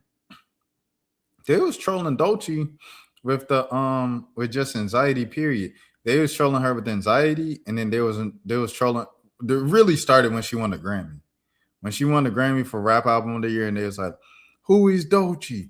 Where did she come? Like Kanye West, he was a part of that crew that said that too. That's where it started. It was like the year before with Killer Mike. They tried to start it with Killer Mike, and Killer Mike shut that down immediately. He said, I don't know who you, if you don't know who I am, whatever the case might be, do your homework. Kai, you've been living in Atlanta 5 years. You don't know who Killer Mike is. That's kind of on you. That says more about you than it does about me. But I'm going to keep doing my thing. Like, Mike just kind of said it, and they left it alone. Mike left it alone. Was what it was. With this Dolce thing, They just went at Doechii for winning that Grammy, and then they just kept going at Doechii. And they just kept going at Doechii. And then the anxiety, they kept going at Doechii. Kept going at Doechii. And now they want to, it wasn't even that big. Nah, twin. Because that Met Gala thing, that happened way after the anxiety talk and all the Grammy talk. Y'all was talking down on her way before then. Blessed to be making millions of dollars making music or doing something entertainment, I'm gonna call it out. It's not because she's black, okay? It's not because she's a woman. It's because she's a bad person. But if people step to you and say, we not talking to black women like that because you said that fat black B word on stream, on camera, so Lord knows what you be saying in Discord calls and everything like that behind the scenes.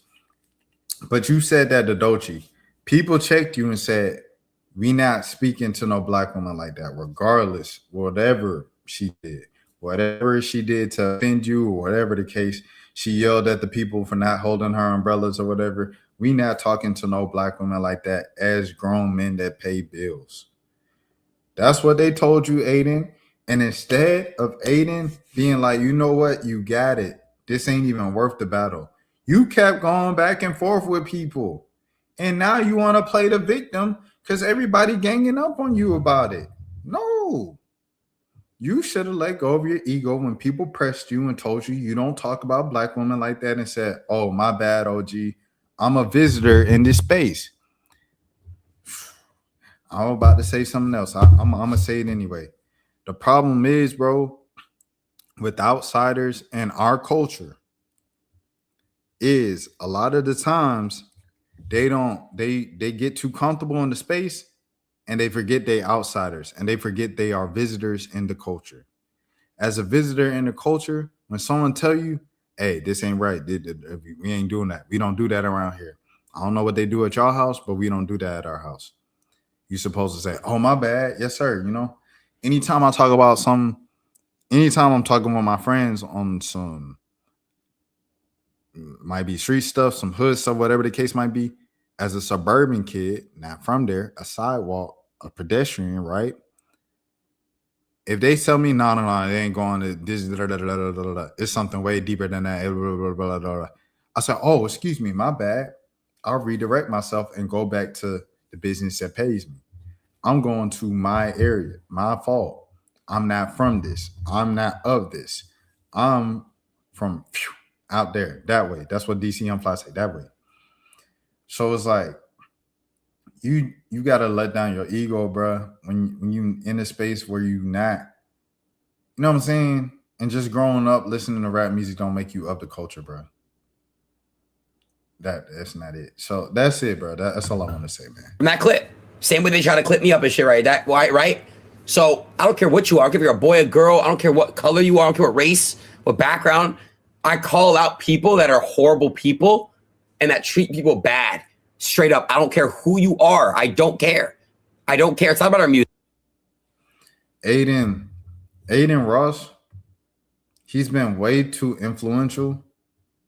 Like, I say this every single time, bro, because it's very disappointing. Like, Aiden Ross's legacy should be great, bro.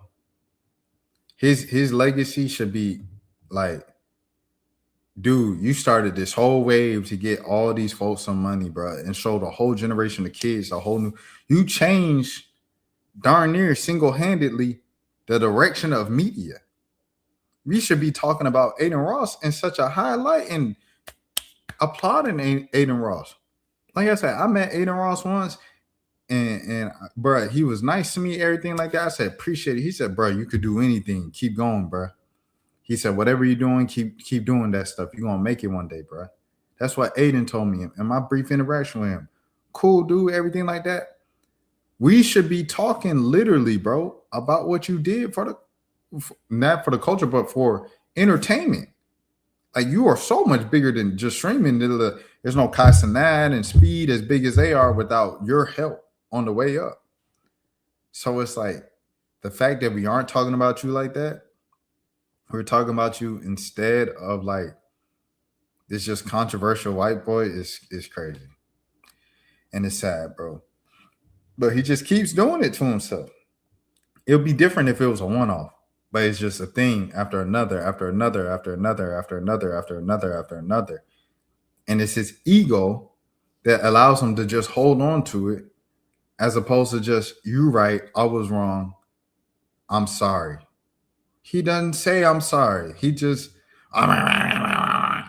keeps going against the grain, going against the grain, going against the grain, going against the grain. And that is what has diminished the Aiden Ross legacy. Ego. She's a black woman and I'm a racist. And I've hated various black women. Aiden, stop it. No, I won't. Okay. I've hated black women for so long at this point. Because black men aren't good fathers. They have a ton of baby mamas. Check, you confirm that for me? Check. I think Neon said that. You confirm Aiden, that? you gotta relax. Shut the fuck up. Okay. And here's some more stereotypes I can say for views. Chat, does that make you happy? Chat, does that make you can do whatever you want. And cuff him, bro. Cuff him, bro. Like, this whole thing of I'm never switching up on Aiden because he got me rich and he changed my life. Bro, y'all got to be able to check your homeboys. I don't care if they put y'all on anything. Y'all got to be able to check your homeboys publicly, on camera. They disrespect someone publicly, on camera. You have to be able to check them publicly, on camera. Think about Cuff'em. Cuff'em got all this energy to be real with every single person, bro, in the streaming space. I remember the one time, like, they did the whips or whatever on Aiden. He was whipping Aiden's old manager for being exposed for saying the N-word from Kyle. And that was like the end of it. But it's like, call out Aiden publicly the way that you call out everybody else's mess, bro. You know what I'm saying? Like, you troll everybody about their serious stuff that don't nobody else want to say. And it's for shock value and it makes it funny. Like, I be laughing at Cuff'em stuff all the time on here. But why you not checking your mans on camera publicly? That's it. You have to shut that. You can do whatever you want to the black people around me. Beat them up, press them. I don't give a fuck. None of that affects me at all. Aiden, chill. Remember your place. Okay. Yeah, their names are Cuff'em, Academics. I'll send you their addresses if you want. Why I hate Dochi. She's a black. Snaggy. Dang, what happened to Snaggy Mo? It was for those y'all know, like in Aiden's original crew, it's like Snaggy Mo, Snaggy Holes. Snaggy Holes is still around, but Snaggy Mo is no longer around. Cuff'em's around. Convy kind of came out, just something to think about. Oh, SSB. Black 100 said he donated $100,000 to black businesses, right? So this is the whole PR cleanup now. This is his way of but he not apologizing. He just throwing money on the situation. So here comes one of the people who got money from Aiden Ross. But I'm gonna let y'all know, Aiden Ross took care of me. He blessed me with what he said he was gonna do and put me onto some crypto shit. To me, that's a stand-up guy. I don't know Aiden Ross. He don't know me. But guess what? He my brother now. And guess what? I still stand on what I said about him. I don't give a fuck. I'm a black woman, but I'm on Aiden's side because we tired of these industry plants. This year alone, Dochi had millions of streams removed because of bots. You know what I'm saying? On Spotify. And so did her whole other teammates on that label that either are still with TDE or left. They all had bots. All of them. So, excuse me when I say I'm all the way with Aiden Ross on this. I want to publicly say I appreciate you, Aiden Ross. Thank you very much for that blessing, my brother. Like, you really didn't have to do that. And you did. Stay positive through adversity and keep going, bro. Y'all black folks have somebody throw you a couple dollars and you just forget all your morals. You don't stand for nothing. Y'all fold to anything that got a dollar sign attached to it. We say protect black. I always say it's protect black women until it's time to protect the dollar. And that's not even limited to black men. It's also black women apparently. Like, that's crazy. It's still protect black women regardless, for sure. It's some real coon stuff, bro. She sound just like the MAGA coon. I wasn't gonna do this, but I'm gonna let y'all. Man, Rashad, don't get in trouble now. Don't get in trouble now. Okay. So now this one he says he's done discussing. Gotta reshare it because the audio don't left. The audio left now. So I gotta reshare it. Hold on now. The audio left. The last thing I'll say is these people watch their engagement just drop. You guys will never hear about them ever again. A lot of these Twitter people, you'll never see them or hear about them ever again. I promise. I swear to God, watch. I'm done. Moving on. So it is no apology. There's no apology. He just said, oh, yeah, you aren't going to hear about him ever again. That's what he said. But I do have to say, Anthony Fantano, suck my dick. Suck my dick. Fuck you. Fuck you. You have nothing to say. Except for why do you call black people hard R's? Why do you do that, Anthony Fantano? Why do you do that? What's wrong with you? And you're like 40 years old. Dude, you're like, I don't get it. Whatever. Moving on. We're talking about. Move on. See what I'm talking about? Like, it could be so easy to lay down ego, bro. It's just ego. It's literally just ego, dog. It's literally just ego, bro. Moving on to the last few stream reactions, man. Good trip. I got to eat some dinner with Los. I want to let you guys know I had a stream plan with a very famous basketball player. It canceled last minute because their PR called. So just with everything going on, so we got to give like 30 days. But off season will be good. I'm gonna stop coming at people hard and shit. But it's, you know what's funny about the guy? We called. He's like, yo, Aiden, like, you know, I don't give a fuck about none of that. Like, I fuck with you. I actually like that you're vocal. I'm not gonna say who it was, but he was just like, I got you. Like, let's wait till season's over. I had a good trip. I got to eat. Dang.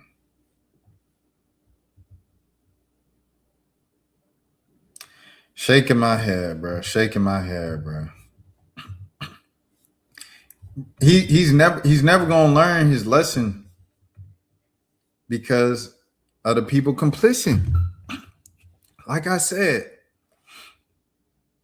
I was watching Aiden E-Dates every single day. And like, what was it? What year was that? Like 2022? 2021? I met this dude 2022. I'm like, yo, Aiden, no. He's that. I'm now like, no, Aiden. Like, you can call out someone when they're wrong, even if you once like their stuff. It's like, it's not a loyalty thing. Oh, I'm riding with you regardless. And nah, it needs to be a guardless, for sure. It needs to be a guard, for sure. This is a girl that was trolling the random people and got pressed. Excuse me, I just have to administer you a ticket. It's for I'm good. Have a nice day. for not having your shoes tied. Okay. I don't like to be in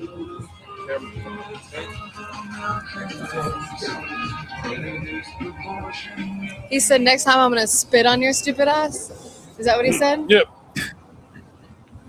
That's crazy. Just say I don't want to be on camera. Why do you have to threaten to spit on me? God, people like have to double no down. fucking humor, bro. Just to make a point. What? People like to double down just to make a point. He could have just like said that on camera. Oh, If you're gonna say something like that, say it on camera, you know, so I thought camera he'd can hear. appreciate that I read the room and kept walking, but no, he wanted to add to it. Oh, well. I know we left. It's not like we put up a fight. It's not like we had a problem. You know what I mean? Like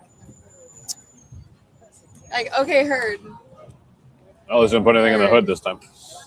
Yeah, I think I learned my lesson from that one. Hey, check it out. Next time you do it, it's your If you're gonna say something, say it on camera and stand on it. He said, you what? Hey, check it out. It said how people be before you uphold. Hey, stop playing. Hey, Man. check it out. The next time you do it, this your last warning. You did it to me twice. Stop disrespecting me, bro. I don't know you. Don't let her get you in trouble. Because you a guy, bro. Stop doing that. Don't let a female get you in trouble. It's very disrespectful. I mean, we walked away. I don't know you. You don't know me. Right. Don't do me like that. I'm going through some of my life. I just lost my mother. I don't need no motherfucking weird-ass people sticking their fucking camera in my face.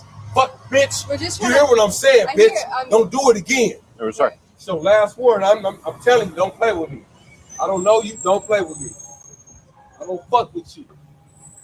Weird ass bitch.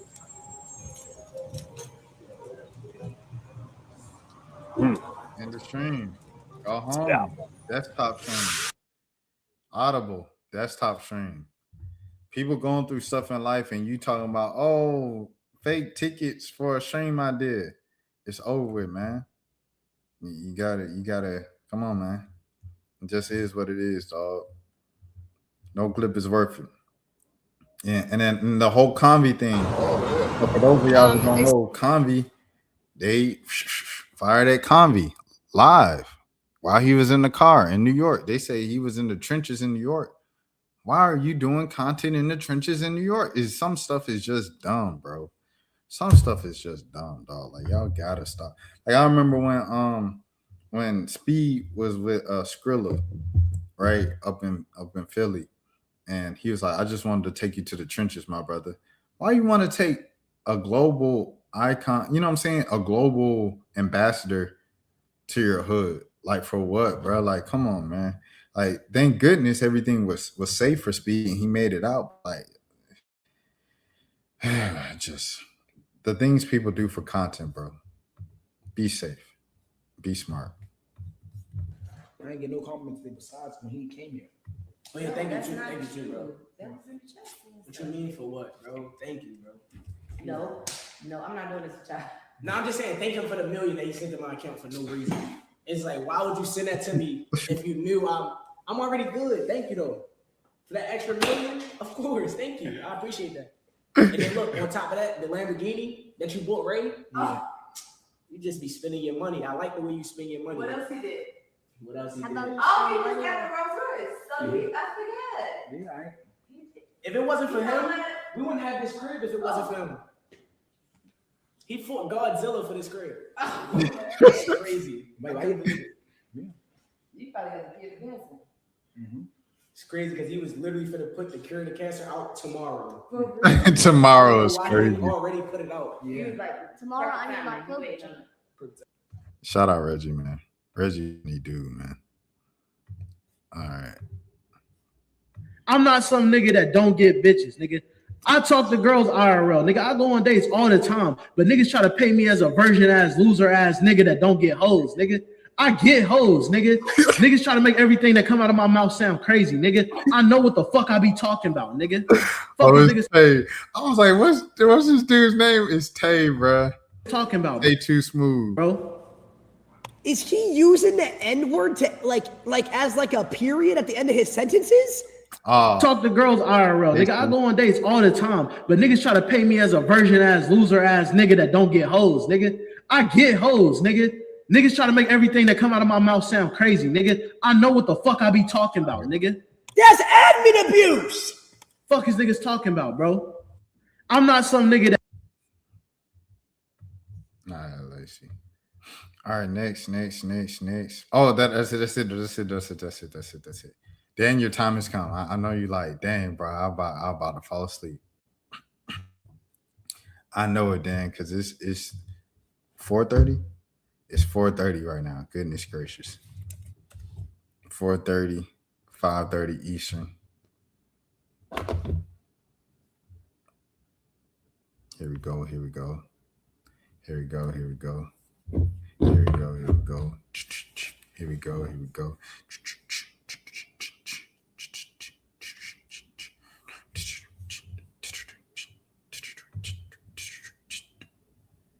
All right, I'm adding you to the stage right now. Coming in to talk about the 2026 NFL playoffs. Dan the man. Oh, wait, hold on. What was it? Dan the man, how are you doing today, sir? I'm good, man. How's it going? Man, I'm doing well, man. Thank you for waiting at 4:30, man, to come on. Trying to, man. Hanging in there. Well, I won't hold you too late since it's already late. But NFL playoff day one preview, man. We're starting wild card weekend. I guess let's get into it, bro. What are you really looking forward to this weekend? Just a lot of headlines for sure. That Bears and Packers game is going to be the biggest one for the Saturday one. Not too big on the Rams and Panthers one. I just think that the Rams are just better than Carolina at this point.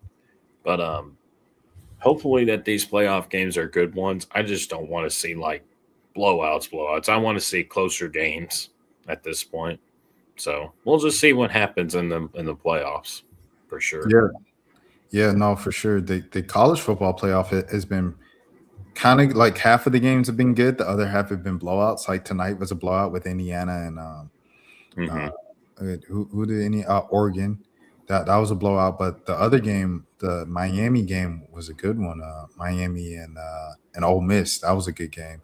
And then Ole Miss Georgia was a good game. You know what I'm saying? So there have been some good games within the course of the playoff, but it's been half and half. So hopefully we get like kind of all close games, like you said here and stuff like that. And Panthers, they're gonna have the 4th and 1 crew out there outside of the stadium, Cam Newton and friend of the channel, Cam Newton, and Peggy, fellow friend of the channel as well. So it'll be nice to see those guys out there and see what they do, the type of content they give with the fans. Packers and Bears is definitely the marquee game of Saturday. And then Sunday, these 3 other games for the wild card round: the Bills and the Jaguars, 49ers and Eagles, and Chargers, Patriots. What are we looking forward to on Sunday? Kind of looking forward to seeing what Josh Allen does against Trevor Lawrence in the first one. I do think that Josh Allen is going to be one of those guys that's just, he's got the easiest path to the playoffs, but at the same time, Jacksonville is good. I think Trevor Lawrence is a good player. I think their offense is good. Their defense is good. It's going to be a good game for the first one.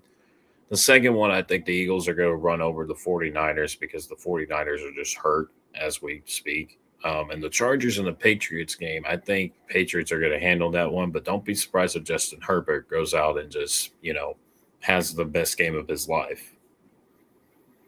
Oh, no, for sure. Now I have a personal question, Dan. So, as we're getting through, I see, obviously like the volume is much lower than usual. And like you say, the later it gets, you got people in the crib and everything like that. Mm-hmm. The question I want to ask, man, how is your energy right now? Because for me, if anybody's wondering, like I'm a bit high energy, I had like a 2-3 hour nap earlier from like 9 to 12. Mm-hmm. So it was like, well, it's really like 10 to 12, but still, I had a 2-hour nap earlier tonight. Have you gone to sleep yet, Dan, at all? Like, have you had any naps or anything tonight? Mm-hmm. I've had a music session yesterday. I had some streams that I was doing, the college one, and I also did some personal streams from Zoom because I kind of talk with my podcaster friends off stream and stuff. We were just talking about life in general and the football and whatnot. This is my final stream with you for the night, so Man, so you didn't get any naps? No, I mean I got some naps, and from here and there, yeah. So I'm good, man. Okay, you get okay. I was worried for you because I knew like I know you turned down the volume like you say like later at night, just for the sake of everybody else, and I appreciate that courtesy. But I was a little concerned for a second because I was like, is he good? Like, I don't want him to be tired, and he was like stayed up, and he's yeah. So okay, that's good to hear though. That's good to hear. Plus, my condolences for Trey Young, by the way. My condolences. Oh man, yeah. This Dan's first time on the channel since the trade. Yeah, it's crazy, but I think like they say, time heals all. So I'm getting kind of like just better and better by the day, and stuff like that, and just kind of realizing, I mean, the only constant in life is change. Mm-hmm. While it's tough to not see him in the uniform, but like I say, beyond the emotions part, I think from a logical standpoint, I don't know what the Hawks necessarily did. Just from a logical standpoint, because it's like you freed up cap space. Mm-hmm. Cap space to get what? Like nobody wants to come to Atlanta. People are like, maybe Kobe White. Okay, give up the franchise player to get a chance to be in the running for Kobe White. That didn't even sound. Or to be in a position to acquire Anthony Davis, when that's not going to happen anymore. Mm-hmm. But, like it doesn't make, neither one of them made sense to me. So we'll see what happens. I think Zubac could be another guy that they might be in a running for, but that's almost wishful thinking, to be honest. But we'll see what happens in the next month.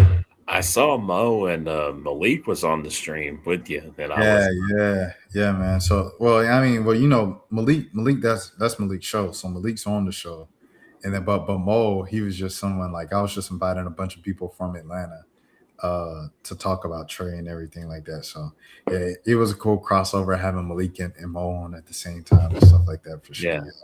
Yeah. I think at some point when the Hawks play the Mavericks, we got to do like a post game. Oh yeah, for sure. So with you and Malik and me, so you Yeah, know. no, for sure. You're on the Birds and Buckets episode when definitely against the Mavs. I think that's like a February game, isn't it? Because we looked at it like the beginning of this, like December, like or November, beginning of the season. I remember we looked at it. I think it was in March or something, right? Yeah. Oh, March. Yeah, they play March 10th and March 18th. Okay, so we have 2 months. Okay. Yeah. So yeah, 2 months. Dang, why was I thinking that was the next month? I Yeah, guess so I'm we're gonna speaking have to plan it. 2026 So we're gonna already. have to plan on that. Yeah, no, but that's also the week that I think Trey will be. Hold on, let me see. But they say he might not play this year. But if he's traveling with the team, let me see. Okay, Trey. Okay, so that's earlier. That's earlier in the week. That's March 8th. Okay. All right, yeah. So we should be good. We should be good then. We should be able to make that one for sure. Yeah, no. Yeah, either one. If we can't make the 10th happen, we'll probably be able to make the 18th happen. I know the one in Atlanta, Malik won't be able to do that post game. So that the one in Atlanta is March 10th. Malik can't do that because he'll be at the game. But the March 18th one, the one in Dallas, we could do that probably. I'll be ready for that one for sure. Yeah. All right, Dan. Well, to close out your night of multiple podcasts and appearances, with your new setup, the desktop, the light, everything going, everything good. Well, I finally got this to work. I'm not using my 2 side tables anymore. This is just basically like a basic desk, so that way you can see me better. I'm gonna have to work on getting the light up higher because it's kind of tall. Yeah. So we'll have to work on that as we go by, but I'm liking the new setup so far. No, that's fire, and I like the NFL helmets poster in the background as well. Trying to get a new perspective. Trying to. Yeah, no. I heard it. It's always good to refresh that. It keeps things cool and lets people know what era you're in and stuff like that. Like this is the era, pre 10K, and then when you get 10K, you'll know because it'll be taped onto the wall. Because I'll buy tape, I get tape. You had so many people on the first stream, like earlier in the stream, man. Oh yeah. No. Anytime it's like some like news stuff because that's when I had the most people on. It was because the most was like 95 people, and it was around the same time of night too. It was 3:30 a.m. Remember that one with I was talking about the Trump and Epstein files. And like everybody, and as soon as I moved on from that, that's when it dropped off. That's why a lot of people focus on news instead of like sports or something like that with media, because like so many more people, everybody pays attention to news. Sports is like just for people who care about sports and stuff. But I don't want to do stuff that like, I don't know. I feel like just doing news by itself is kind of depressing. Like sports is lighthearted, like entertainment is lighthearted, and I like the lighthearted stuff to laugh and to, you know what I'm saying? Like that stuff is fun. I think news is just so heavy. I mean, it's important to talk about. That's why I still do news on here, but I like the fun stuff, bro. Yeah. I just wanted to also, just before we go, the Cowboys are set to interview Jim Leonard earlier today. So we'll see where that goes in the DC front. I'm fixing to be watching a video about it later on today to see how he was at Wisconsin. I'm just going to have to see how it works, but I'm really liking the Jim Leonard idea because he's a young motivator, a teacher, and he wants to play hard. So I think that's what we're probably looking at as far as Jim Leonard goes. Shouts out to Jim Leonard and everything like that. Where you guys stand with Brian Flores? I don't think it's going to happen. I think if Brian Flores doesn't get a head coaching job somewhere, I think he's going to stay in Minnesota. I really think that there's the head coaching vacancy in the NFL is just something to, you know, it's a brass right now because John Harbaugh is the biggest one of all. But I also do think that Brian Flores is probably going to get some mention, but I think he's going back to Minnesota. I just don't see him coming to Dallas. Where do you see Mike McDaniel going?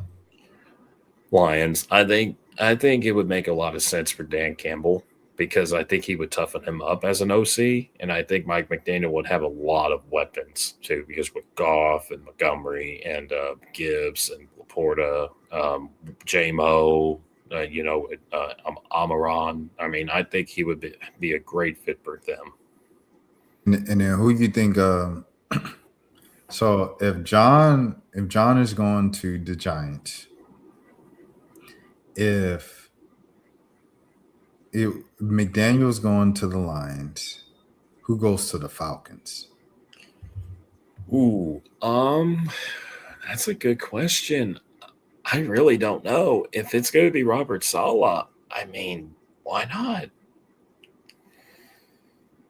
I don't know. I don't want anybody to touch the New York Jets in the last 20 years. I mean, it could happen. I don't know. We'll just have to see what happens with this next head coaching search because it's going to be thorough for sure. And no, for sure. With Matt Ryan kind of like in the middle of it, kind of, you know. Mm-hmm. Matt Ryan's hands. So we'll see where do you think John goes? Okay, because you made a face when I said he's going to the Giants. I'm going to say this lightly. As a Cowboys fan, if he goes to the Giants, we're in trouble. I'm just going to be honest. John Harbaugh has got more experience than any other coaches in the NFC East.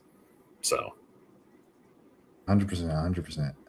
All right, man. Well, this was a quicker segment for you. I wanted to make sure that it was quicker for the both of us, so we could be healthy, and because we do have to wake up to watch these games tomorrow, and I'll be editing this stream tomorrow while playing the games. So yeah, let's make sure we get our sleep. Yeah, and I'll be back for the next one. Don't worry. Yeah, I'll be back for the next one. And you will be back to wrap up Wild Card Weekend as well.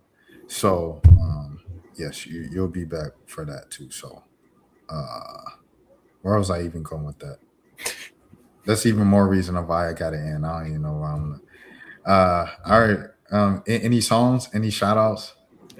Just shout outs to every Dallas sports thing. Anthony Davis, please heal up because you need it. You need it because your hand is broken. So we don't need you back, but your trade value has gone down because of this.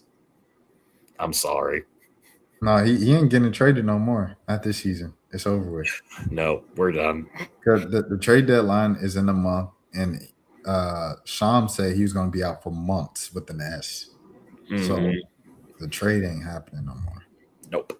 Maybe in the off season, reset. But I mean, at least you guys have your draft pick this year. Like, this is a good year to have your draft pick. You guys don't have a draft pick 2027 to 2029. So this is a good year to have your last draft pick. Yeah. The strongest draft in some years. And I'm asking Adam Silver, please don't give us the first round pick again. Please don't. Hey, I'm asking Adam Silver too. Please no number one picks, man, for Dallas. Please no more. Please, we got one. Y'all got 3. Yeah, we got 3. So all right, Dan, I'll see you next time. And everybody watching, y'all make sure y'all enjoy the games of the NFL wild card this weekend and stuff like that. As always, my name is Rashad Milligan. This is Dan. We appreciate everybody that stopped in earlier tonight. Like Dan said, the name of the stream is 3 a.m. stream. It wasn't even like, imagine if it was like Trump comes back at Minnesota protesters and ICE. Like, if the title had those words in it, I would have had like a gazillion people in here. It was just 3 a.m. stream, and people still found it and still were talking about the situation. We had I think 35 people or whatever in here or whatever. So it was a pretty good turnout earlier. So I appreciate everybody that tuned in earlier in the stream. And I appreciate Dan as always for staying up and giving his take on the wild card weekend. And yeah, I appreciate you for watching the replay, whoever you are out there in the world. As always, my name is Rashad Milligan. Until next time, please have a good morning, have a good afternoon, have a good evening, have a good night, have a good day. If nobody else told you today, I care for you. This is the road to 10K subs. Please make sure you follow along because we are live on this channel each and every single day, like we've been for the past 310 days. That hurt just to say. 310 days live on the channel. And until next time, please take care of your. Rashad, why anyway. you didn't hit me up? Rashad. Hey, Rashad. What's up, Rashad? Thank you, Rashad. Brother, I love you, brother. What's up, Rashad? What it do, boy? Hey, Rashad.